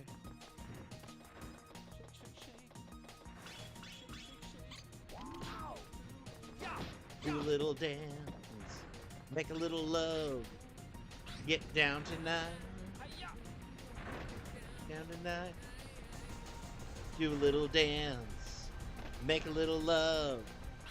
Get down tonight.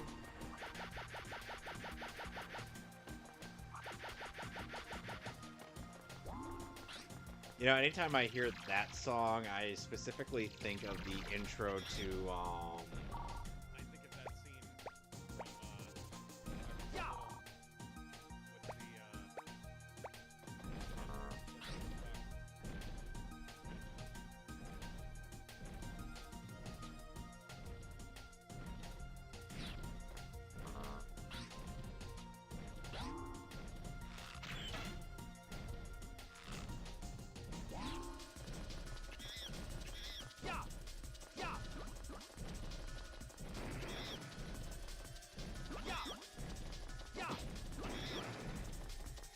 Disney's gonna fare with the Power Rangers reboot.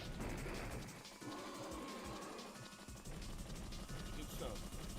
back in the day,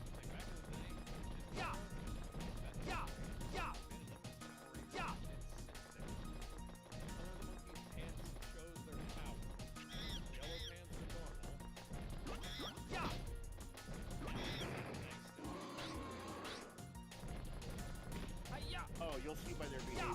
You'll get it pretty quickly.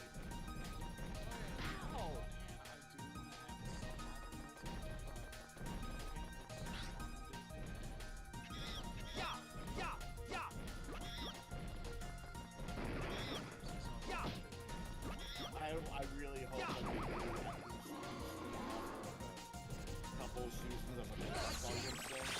I don't want them to fuck up Yes. Power Rangers. They say it's a reboot, but for all we know, it's literally just a new Power Rangers universe that's separate from all the others. You know, literally a separate universe. You know, like, oh, they occasionally get the help of, like, the vets from, you know, SPD, Time Force, Second. can't be worse than the Turbo. Oh, for fuck, the Turbo movie. So boring. Boring! I made my own DVD Blu-ray combo pack by taking the original Fox DVD and my Shout Factory Blu-ray and putting them in the same case. At least the first movie was entertaining. Let's go! Super Giga Mecha Nesbit. Do, do, do, do, do, do.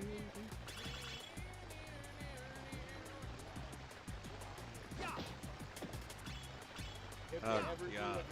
if they ever do like a Green Ranger thing again, you know, where it's like, oh, I used to be the enemy, but now I'm working with the Rangers, that kind of shit, they have a Jason David Frank memorial somehow. Thank you.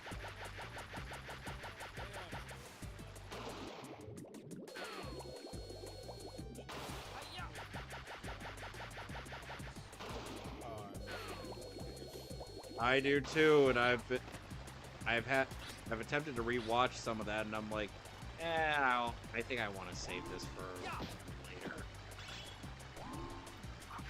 He's the mech I want right next to the fucking Dragon Sword and the Golden Gundam. I think Burning Gundam is my favorite mech.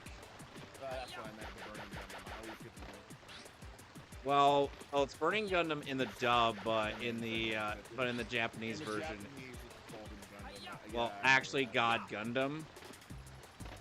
The fuck? Okay. Well, you didn't know that? No, I keep forgetting.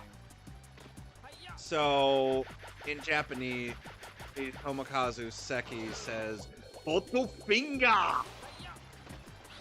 Maybe that's why I keep saying Golden Gundam. I mean, hell, G Gundam's title is pretty much God Gundam. I just kind of prefer. I know, and it's helped by the fact that Mark Gatha is is the one saying it, because he sells it the best.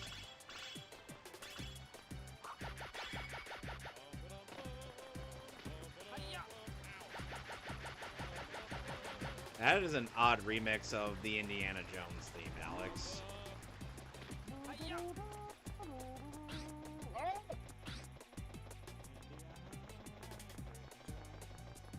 Here we go now, really slow. Nearly limping, cause he's old. Is there a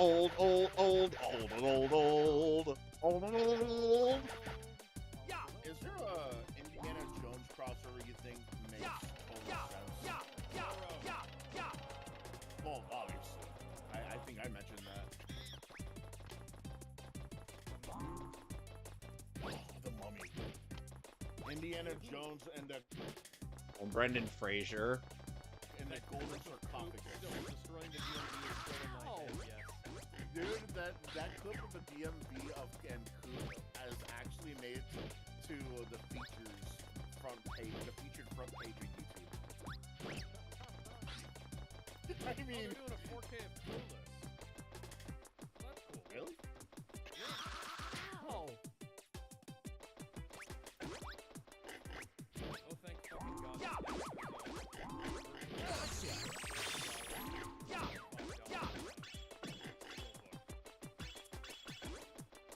Skill bugs, but they don't need to be everywhere. And by the way, I believe the Sonic 3, the home video. Yep.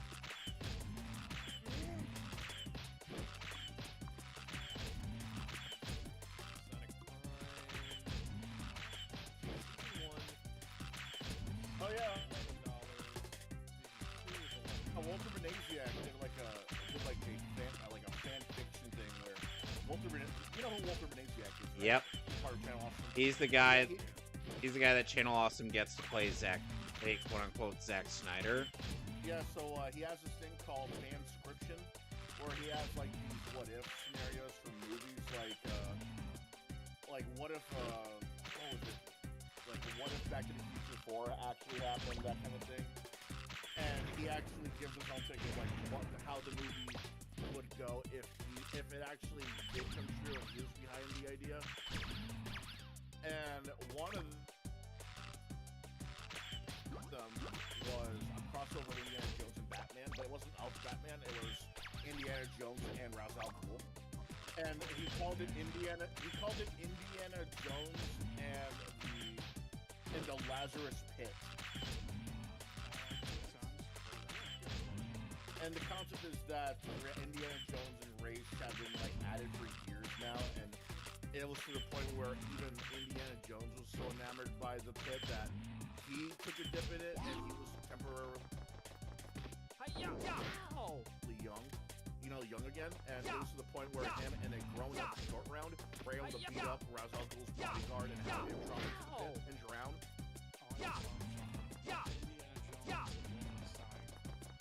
Ooh, Indiana Jones and the Castle of Wolfenstein. Ooh, Indiana Jones and the Wolfenstein Castle. I can just imagine. Oh, what about Indiana Jones? Twix and Indy. That's so cool. What about Indiana Jones and potentially Lupin the Third? That would be awesome.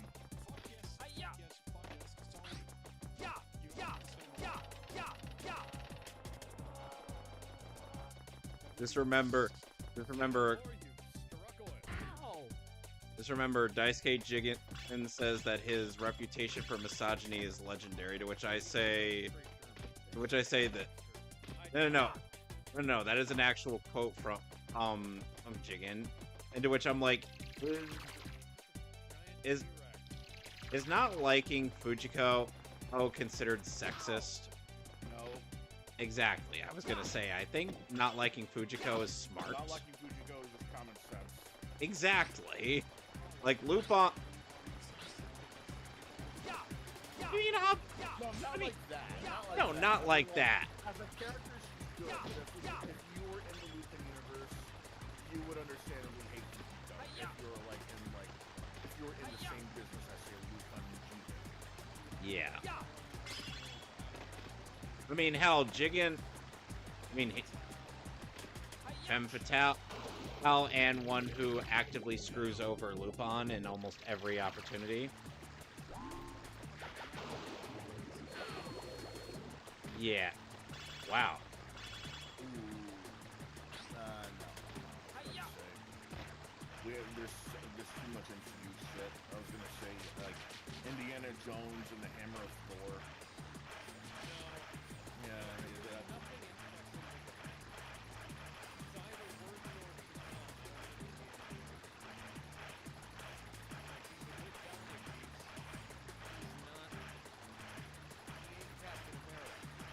Well, No.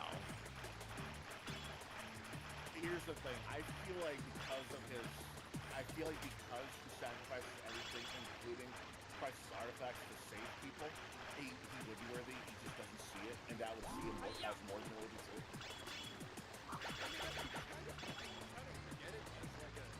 It's like, come on, like, you know, oh, he's scary, he's early. I'm just an old man trying to teach college that underpays me, and I keep getting all this relics destroyed and lost. I don't deserve it. And then later on, he's able to pick up the number.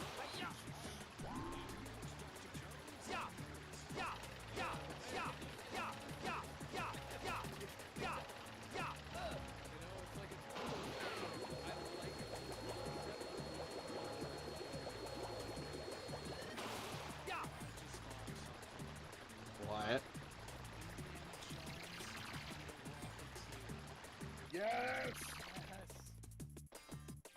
Oh, I love the Rocketeer so much. The fact that they made it so fucking kiddie with The fucking pink Rocketeer. with the girl and the pink and shit. Like, what the fuck? That's not the Rocketeer. Oh, it is the Rocketeer. That is not the Rocketeer. Rocketeer. Yeah. Directed by the guy who did the original Captain America. And I'm not talking about the shitty one. I'm talking about the good one.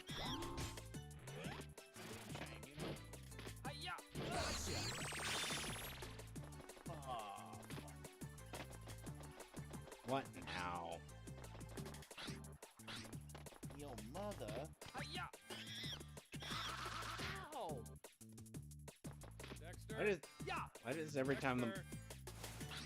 time the monkey hits me with something, and the guy sounds like he's saying combo breaker. Hey guys, it's Ocarina of Time again. Yep. I just got bored. Ooh, you know what? Indiana Jones and the Ocarina of Time. Okay. That is What are you?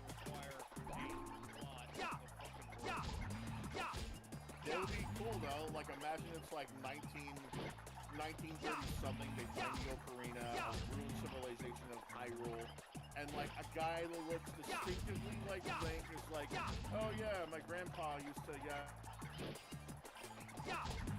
yada said he protected it yada yada. And then it's like there's this huge hurricane that's slowly forming, like again, and then it's like, where'd you get those scars? Oh, I don't know. My dad said it was an accident, and it's like they're oddly shaped, or simply they're supposed to be pointed. It's like, oh, I protected you and your identity, and I had to make you look almost human. That's why we had to do that to your ears. That's why we had to desecrate your ears. Something like that.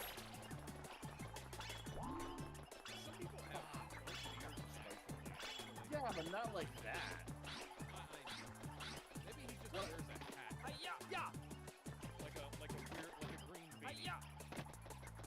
You know what? Yeah, that would make sense considering this is before Star Trek hit the scene and everything, and elves weren't as like known unless you actively read those kind of books. Oh, I can just imagine the scenario now. It's like, Pink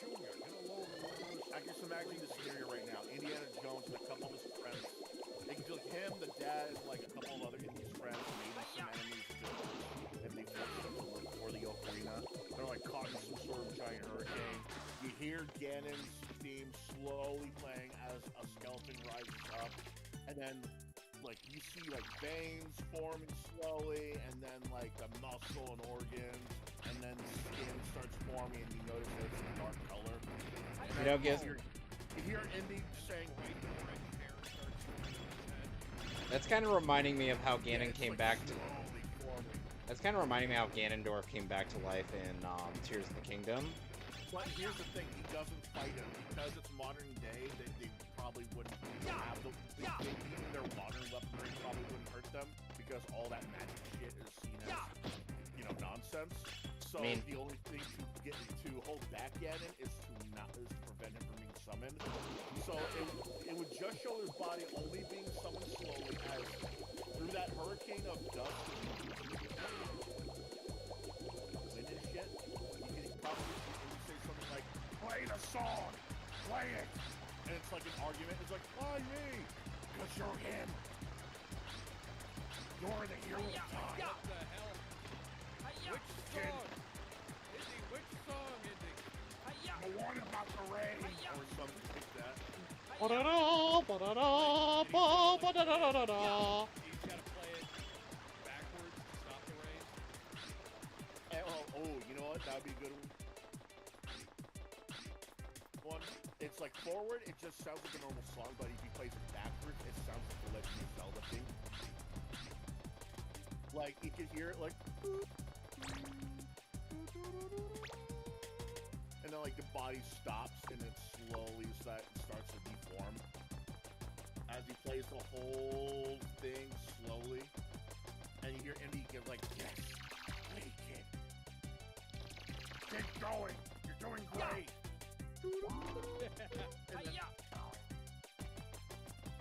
And it's like, you hear the orchestra start to play with them. Fuck! You can imagine it. Imagine it is. It starts off.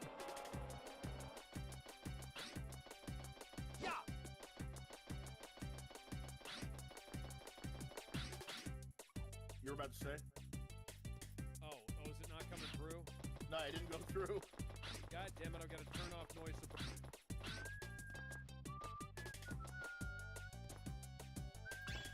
Going back to the Razar Gul, it wouldn't be out of place for Indy to, meet up with Alfred, a younger Alfred, like that. He's owned by Warner Brothers, and therefore that would not be able to happen. It would be nice to at least see like a collab comic of like with Warner Brothers and like whatnot. They don't even. I mean, the Turtles are owned by Paramount. Fucking excuse me. I mean, the Turtles are owned by Paramount, so... Oh, and yet they were still able to do a collab with WB with Batman vs. TNT. Yeah, we're not talking like the bitterest of bitter rivals here. We're talking like they're like friendly competition at best. Disney and Warner Brothers have literally not spoken since that Who Framed Roger Rabbit? Yes. Exactly that. Oh, yeah.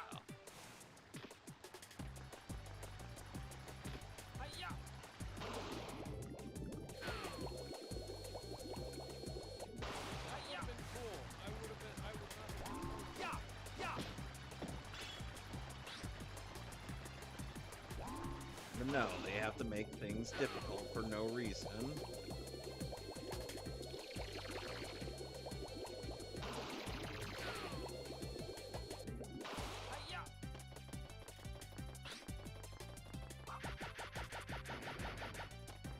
I still think my idea of who killed Roger Rabbit would have been good. Oh, that's the plot of the original book. Was it? Yeah. I didn't know that. It was called Who Censored Roger Rabbit. Censoring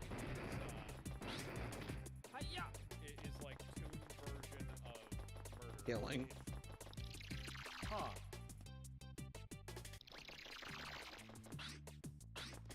Hiya! And so, like, Hiya! Hiya! Jessica Yeah! essentially... Hiya! Yeah! Jessica essentially hires detectives to, Hiya! line up who killed, Yeah! Roger, Yeah! and like, she had something to Hiya! do with it. Turns out the author Yeah! liked the movie so much, he wrote a sequel to the movie rather than a sequel to his own damn book. That is awesome. That is awesome. Indeed it is. And it's so the book, the sequel book, starts off with Jessica being like, "Oh boy, I'm glad all of that was just a dream," and then moves on to the plot of the sequel to the movie.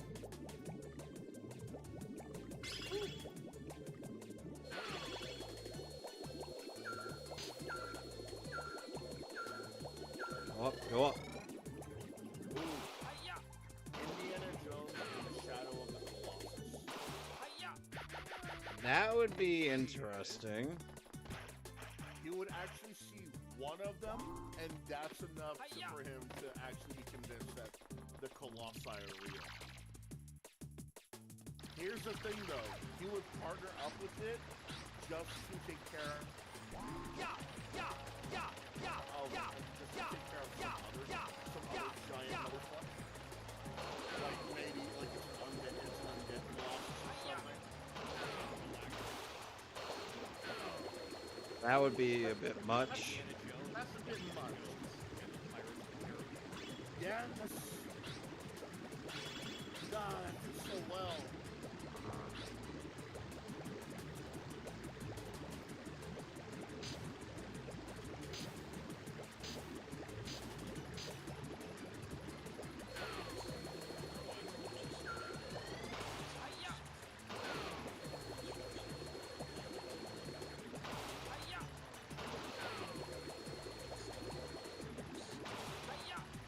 Is that how the Force works?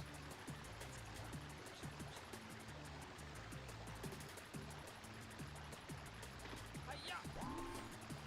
Hiya! Yeah! Hiya! Hiya! Hiya! Hiya!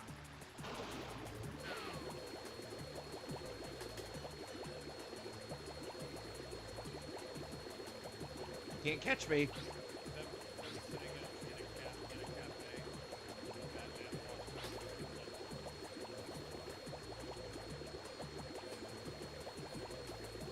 I still think someone has to have the balls to make something akin to the idea of who killed Roger Rabbit and he's actually dead.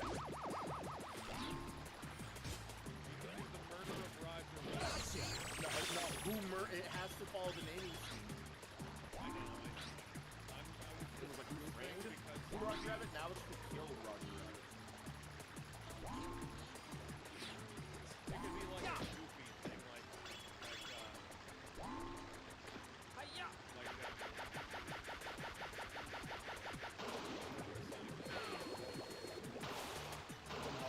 It's gotta be like something akin to Judge Doom. So then, so okay, so by the way, Jarrett, you want to know one thing that one of our And here's the thing, I don't want to just show Disney and Warner Brothers. It has to show more than that. Because think about it like this. Disney and Warner Brothers used to be the top dogs in the but now we have like other companies popping up. We have indies. We have like fan projects.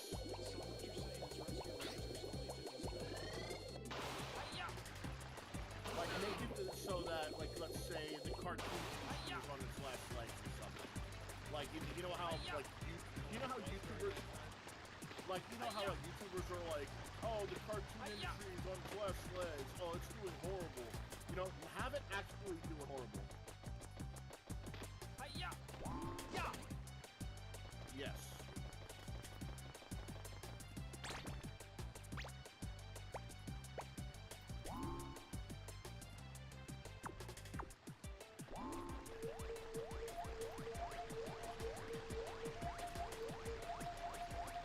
No, but then if you do something like this.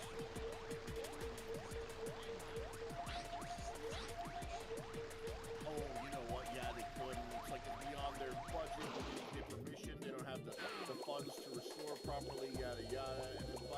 And then once he's fired, he gets killed off. It's someone familiar.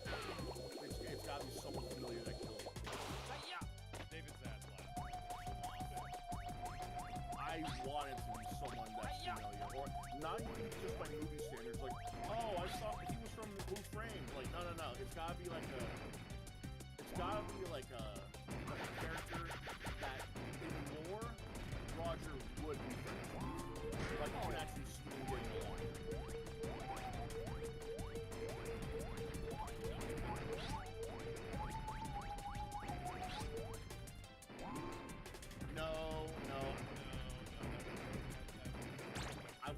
My idea is that the son of the detective would actually be taking the case because him and Roger used to be close. That was the idea originally. No. Great grandson. It has to be the great grandson.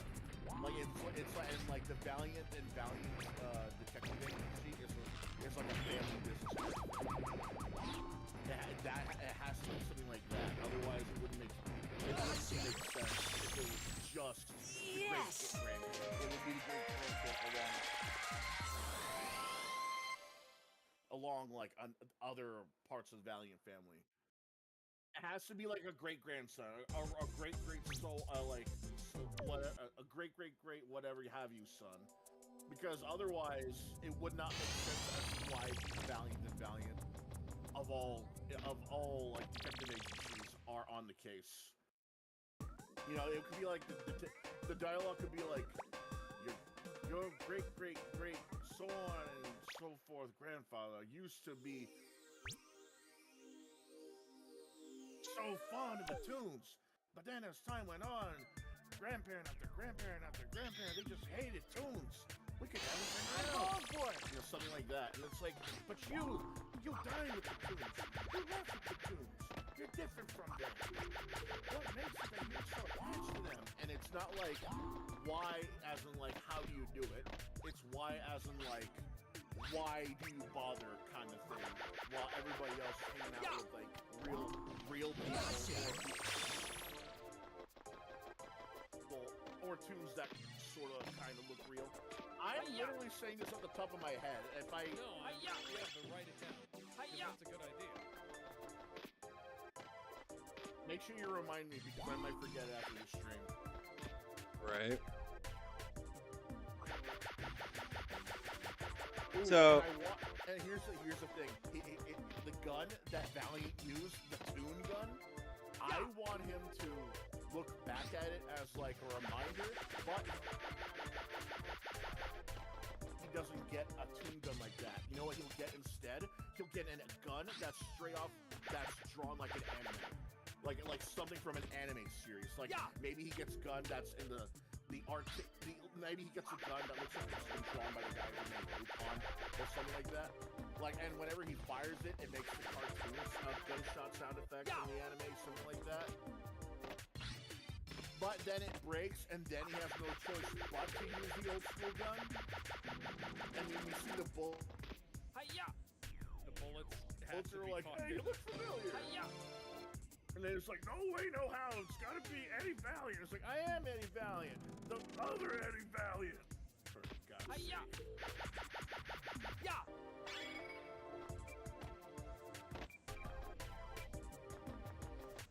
What do you use us? Well, that's what I'm saying too. Why would I want to use some old 6-shooter when I can go for like a magazine? And they're like, whoa, we don't say around the old man.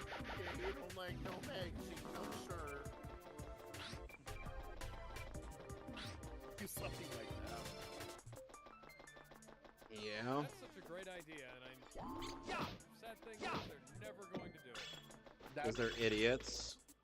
That's why I've always been on this idea of like, let me check out some fanfics, and if they're good enough, I want to see if I can make them into audio dramas. And here's the thing. Here's what I also want to do. I want to look for unfinished ones that haven't been updated in fucking years, and then give off like a bunch of like, oh, this could have been, what could have been, you know, it could have been gone this way or that way, but we're still gonna give credit to the author, yada yada, that kind of thing. Because there are a lot of fanfics that have not been finished but are actually really good.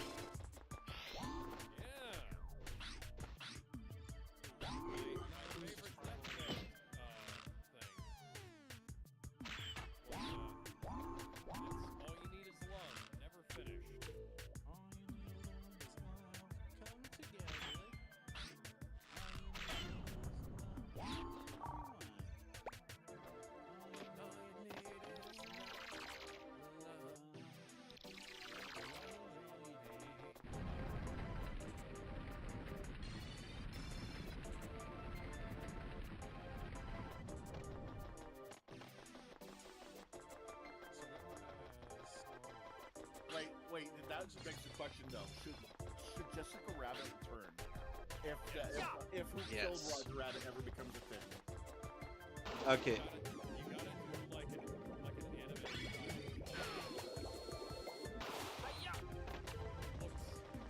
she's gotta look like a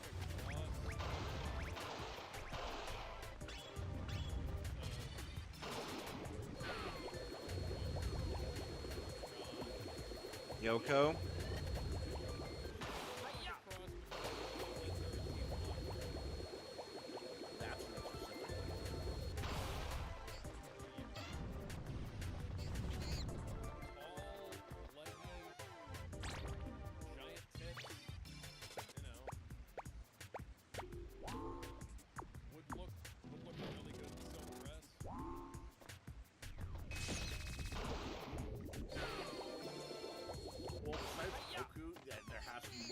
characters, but there also has to be more of a indie variety.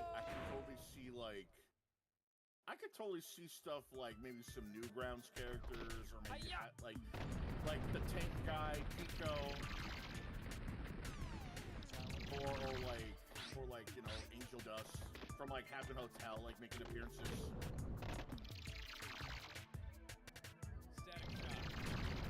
Static Shock. Well, no, he was a comic book character. Yeah, he was a comic book character before he was a cartoon. Fair, that's fair.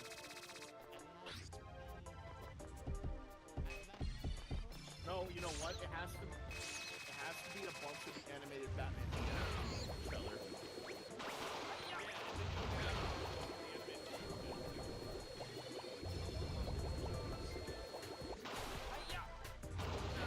Maybe one of his first cases would be like someone trying to.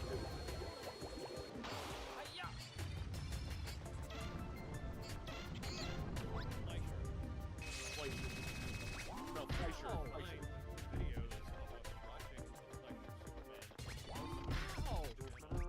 Yep.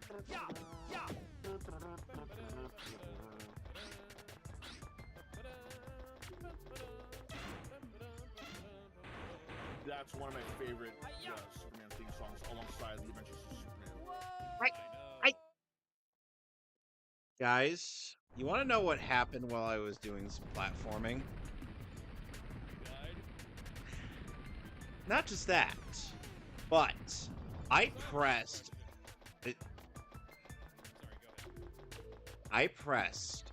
R1 twice. Yes, exactly. Ooh, I have an idea. What if the Valiant kid is like, he's known as a womanizer, but he goes after the strength, but he's been known to go after the strangest of like cartoon people.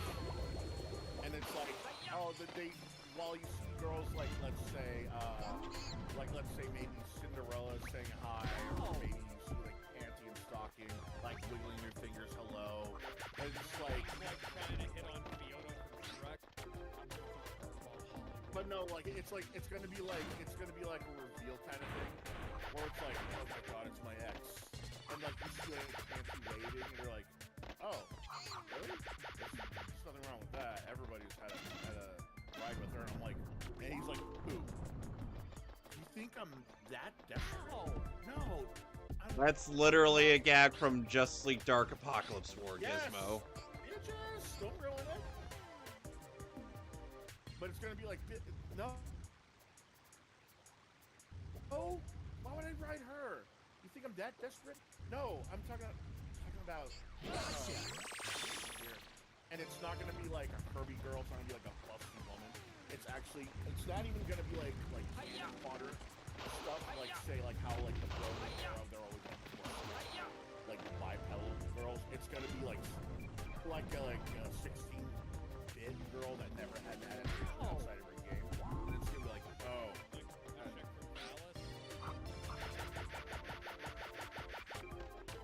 You know what? That would be funny. And she's still 16-bit form. It's like, ah, shit. Hi, Valis.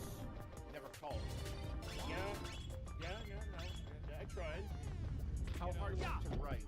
You said call, but then you expect me to write. You said you write her, but through pigeon. Oh, babe, you know how difficult it is to make love when I have penis and you have one picture. It's very sharp. No, it would be funnier. It's like, it was actually good, but then he has to deal with the fact that she has to select her positions through a meter you can visually see above them. It's like, but I said I was nice. Yeah. You were only using me for the sex? The sex was good. I just didn't like the fact that I could see you switching above me with the meter. And it's like, and you see like maybe one of his partners going, oh, what the hell are you talking about? He points up and you see like an item selection. And they're like, right oh. here, and they're like, he's like, how does that even work? And I'm like, I'm not telling you shit.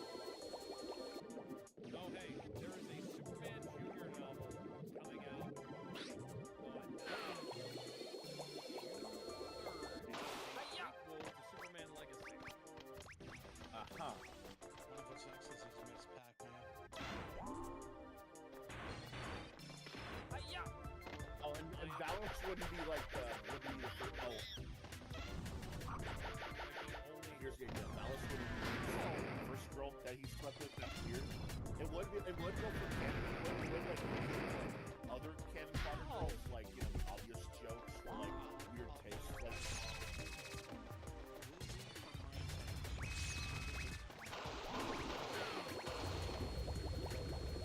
you know what? That would work as a joke too.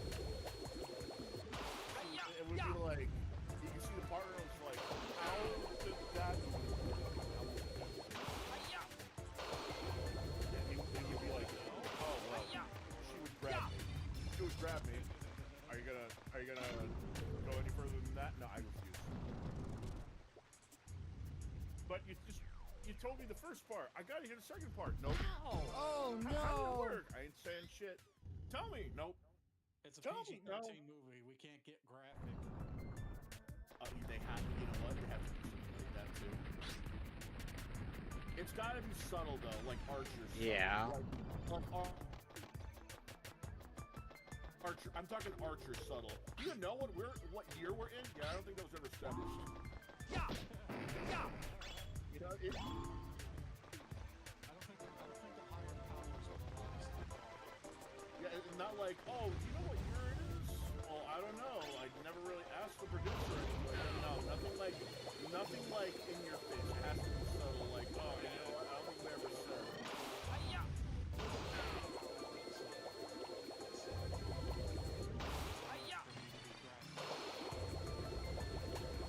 Just to make it more time. Giant pair of hands that pull his pants back up. You know,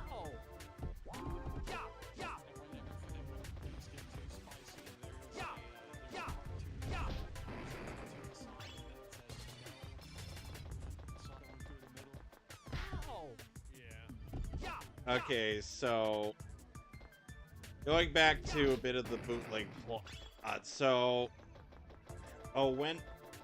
after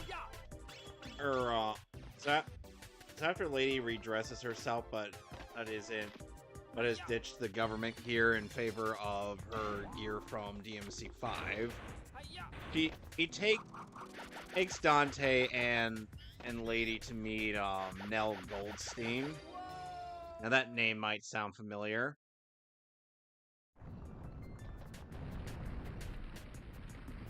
Really? Nobody? Come on. Okay, Nell Goldstein is the person who made Dante's guns. Yeah.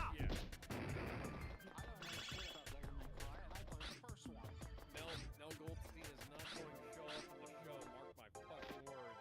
Is she in 3? Nope. She's in a prequel manga.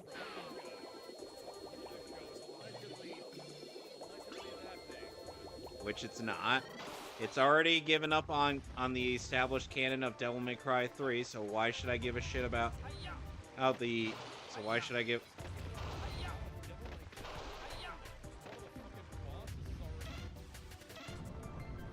Which boss?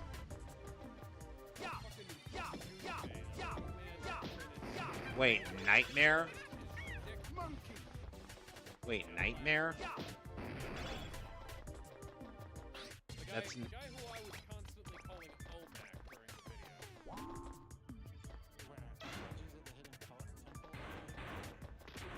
Elmac. Come on! Elmac from... Fucking hell. Yeah, just remember, you can crouch and you can crawl. Yep. DC Dumbass. Dumbass. Monkey. Oh. Oh, the third girl Valiant has to go out with has to be an animal girl. Not talking anthro. I'm talking straight up animal girl. Like girl animal. Chitara. No. I didn't say anthro. It has to be straight up girl that's an animal. Nala. You know what? Yeah, that would be funny. Then it's like, wait, who'd you go out with now? And he's like looking around. He's like, I don't see her. And he was like, look down. And Ivory will be made from Darkom or something. You're probably right. Is Realist Metal in there? Like, I don't see her. Look down, buddy. And it's like, no. He sees Nala. She's like, why didn't you call? With what? You don't own a phone. You don't have thumbs. Babe, you live in a jungle. I thought we were still on. I just haven't swung by in a couple of days. In the jungle. And then it's like after the fight and after Nala gives her the info he needs, and like the partner's like, what is wrong with you? And then it's like the fourth and final one. It's like, wait, you have 4X? Or hell, Like, yeah. And he's like, is it a beetle? Is it a robot? But here's the kicker. It's not going to be like a fucking, like another fucked up choice. It's just going to be like a normal girl at first looks like a normal girl. But then it's like she turns around and maybe there's like a tail or a pair of wings. Or maybe maybe it is a robot or some shit.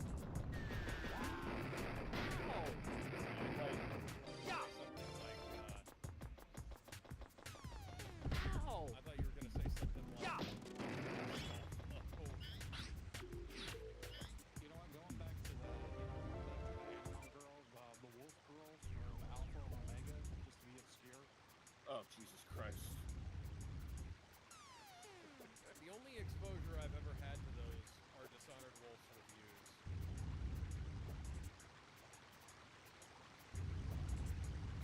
Fuck! Yeah, he did a...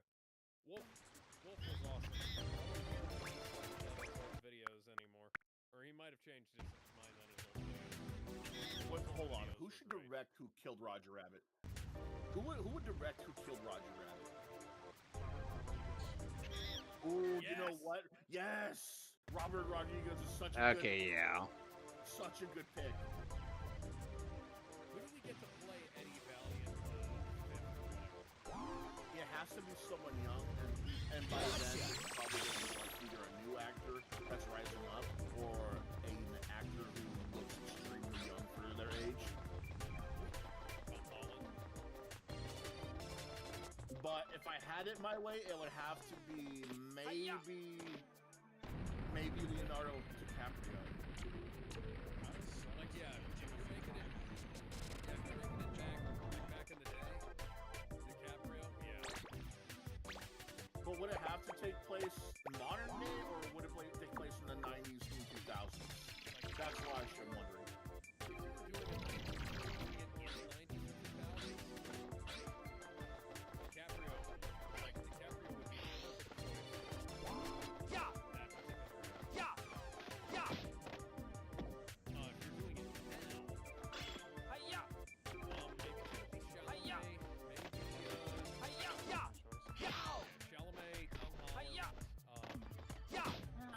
Tom Holland. I don't know. He looks too young.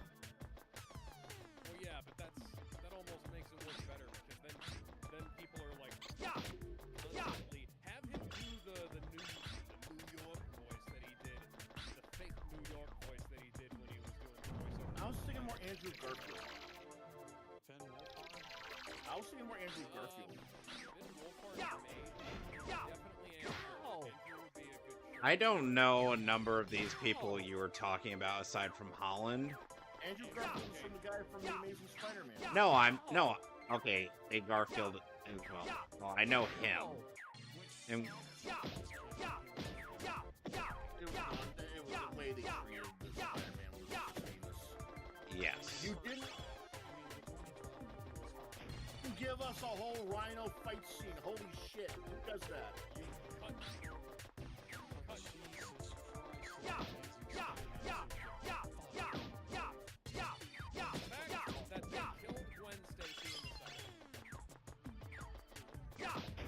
Dude, could have saved that for the third movie. I love that.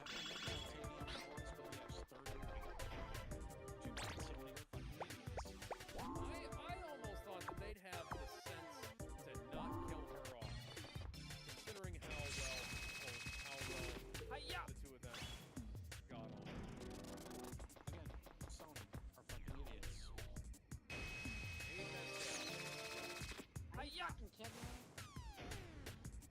Or maybe it could be, you know, let's talk about Spider-Man actors. Maybe it could be Tobey Maguire. He still has that youthful look. You think so? Yeah, have him play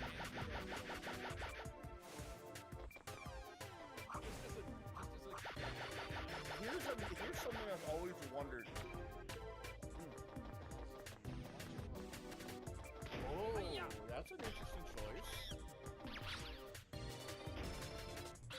That's interesting.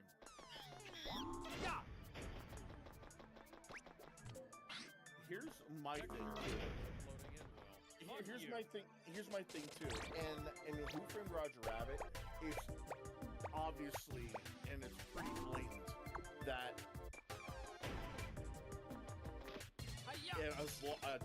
just like anyone else, if your female character is drawn well, people are gonna fawn over you. That's common sense at this point. You know, people fawn over Lola Bunny, people fawn over Jessica Rabbit, when she first debuted. Should there be Cool World rules or not when it comes to how humans and toons interact?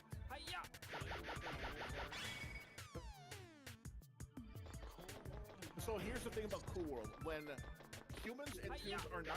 So toons, in the movie, toons and humans were never supposed to meet up. Not like that, anyway. They literally lived in separate dimensions. Right, but one of the rules in there was that toons and humans should never mate. It should never mate. Have sex. Fuck. You know, they should not be able to procreate. And that's because in the movie, when it originally released, it would literally fuck up the dimension. It would literally fuck up dimensions. Because the moment a toon and a human fuck, then both dimensions are fucked. Originally, though, before the movie was released, if a human and a toon fucked, nothing bad would happen except for offspring, which would be a monstrous hybrid of toon and human. And originally that was going to be like a horror movie where like the half toon, half human was going around killing people. I'm wondering what would happen if something like that was present in the Roger Rabbit universe, because you don't really get an answer. Miley Cyrus is half cheer and half. You don't get an answer for that kind of thing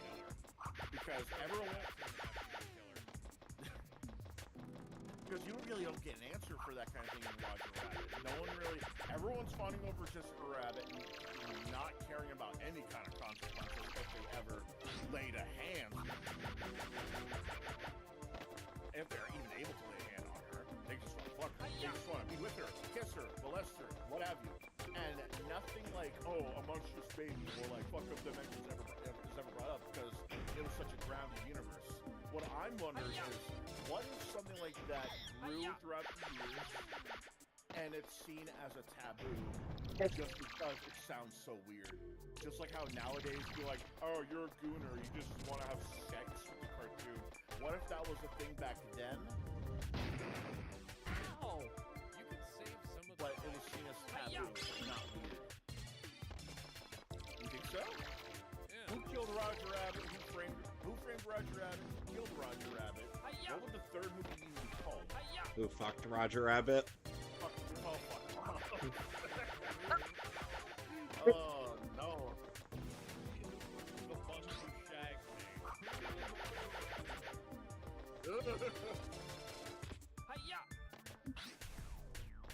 Okay, who framed Roger Rabbit?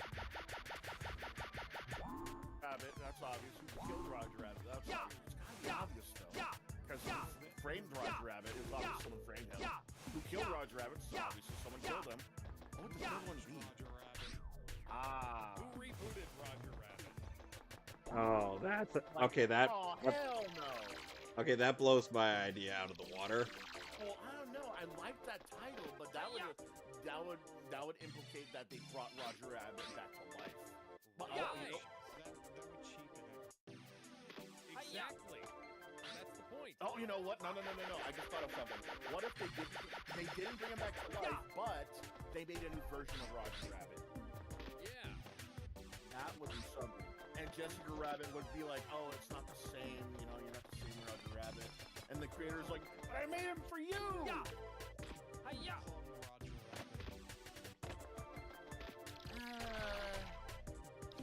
It's sci-fi, and that's kind of saying something. Okay. Okay, hold on. Hear me out. Say that again? Who traced Roger Rabbit? A summoned sword has hit the towers. Who traced Roger Rabbit? The answer will always be Greg Land. Man, it's either who rebooted Roger Rabbit and who avenged Roger Rabbit. Those two titles are what are the ones that really get me, because those really sound good. You could do a lot with those titles. Who avenged Roger Rabbit? And the answer is Roger Rabbit. You thought I was dead? Please, I'm No, but the second movie is already about avenging him, isn't it? Well, what would the third one be then? Like, if it was who avenged Roger Rabbit, like calling his name?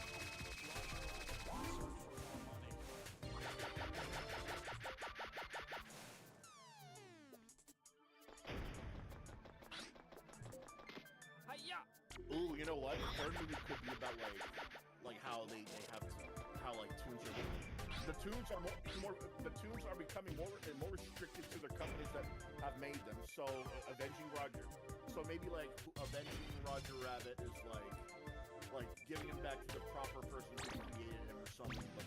But like the companies, but like the studios are trying to keep the guy who created him from earning any money back.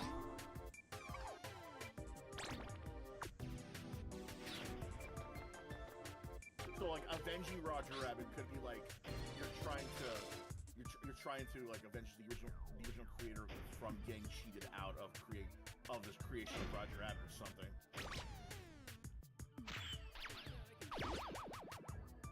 That's one idea. Now for who rebooted Roger Rabbit, it could be that maybe this is a Roger Rabbit that nobody knows who created, and he's like on a spree of some sort, killing tunes. Maybe he's just wandering or around maybe trying to figure like out, wreaking havoc. like why he exists. Why? You know what? Because nobody wants him. Because he can't possibly live up to the original. That works. Oh, Toontown Purge. Oh, you know what? Wait, when you say Toontown Purge, are you talking like they're having a purge in Toontown, or Toontown is getting like destroyed? Like with all the phone companies being protected for their IP, mysterious killer killing the tunes, could go either way. That could go somewhere.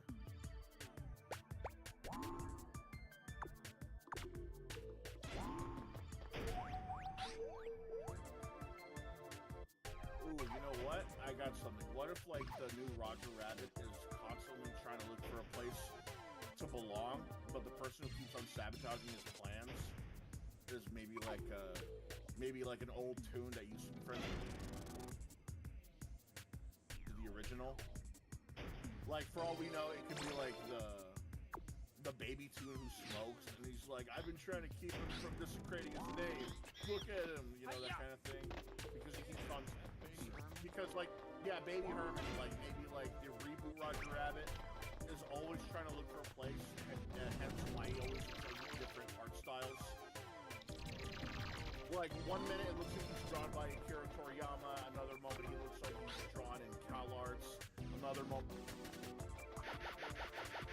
when he looks like he's drawn in Flash, that kind of thing. I'm telling you, Valiant, I had a reason why I did it. Got him. Yeah, it was something like that. Like, he was literally trying to look for a home. What home? He's a freak.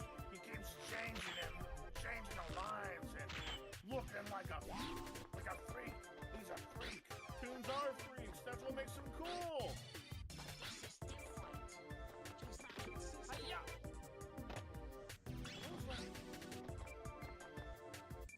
Have you heard of a consistent tune? Arrest him.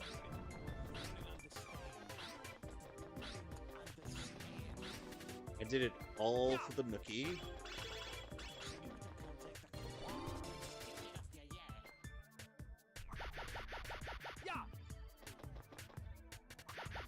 Man, I love dirty tunes.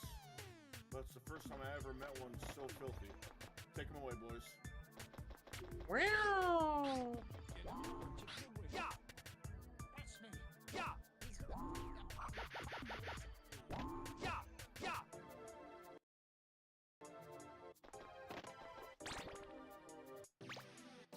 Good idea. That's a good idea. What if, what if, studio asks for a fourth movie?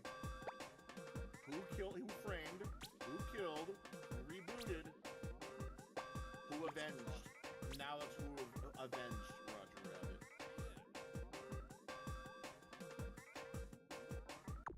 Alright, I think I'm... That's who avenged Roger Rabbit. Alright, I think I'm just gonna call it for the night, guys. We'll see. So next time on The Ape of Escapes. It's kind of funny because I just saved, so that's cool. That's perfect timing. All right. Well, no, no, Gizmo. I'm calling for the night just because one, I can't find a way to get to one of the apes that I was looking for since I've pretty much conceded this to you.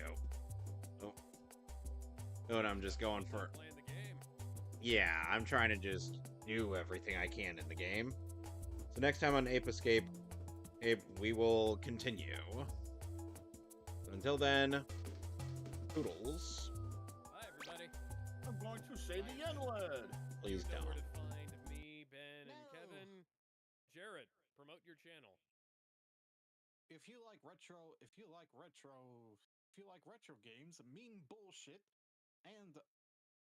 and or spicy waifus, and spicy waifus, go on to twitch.tv/Jarrett to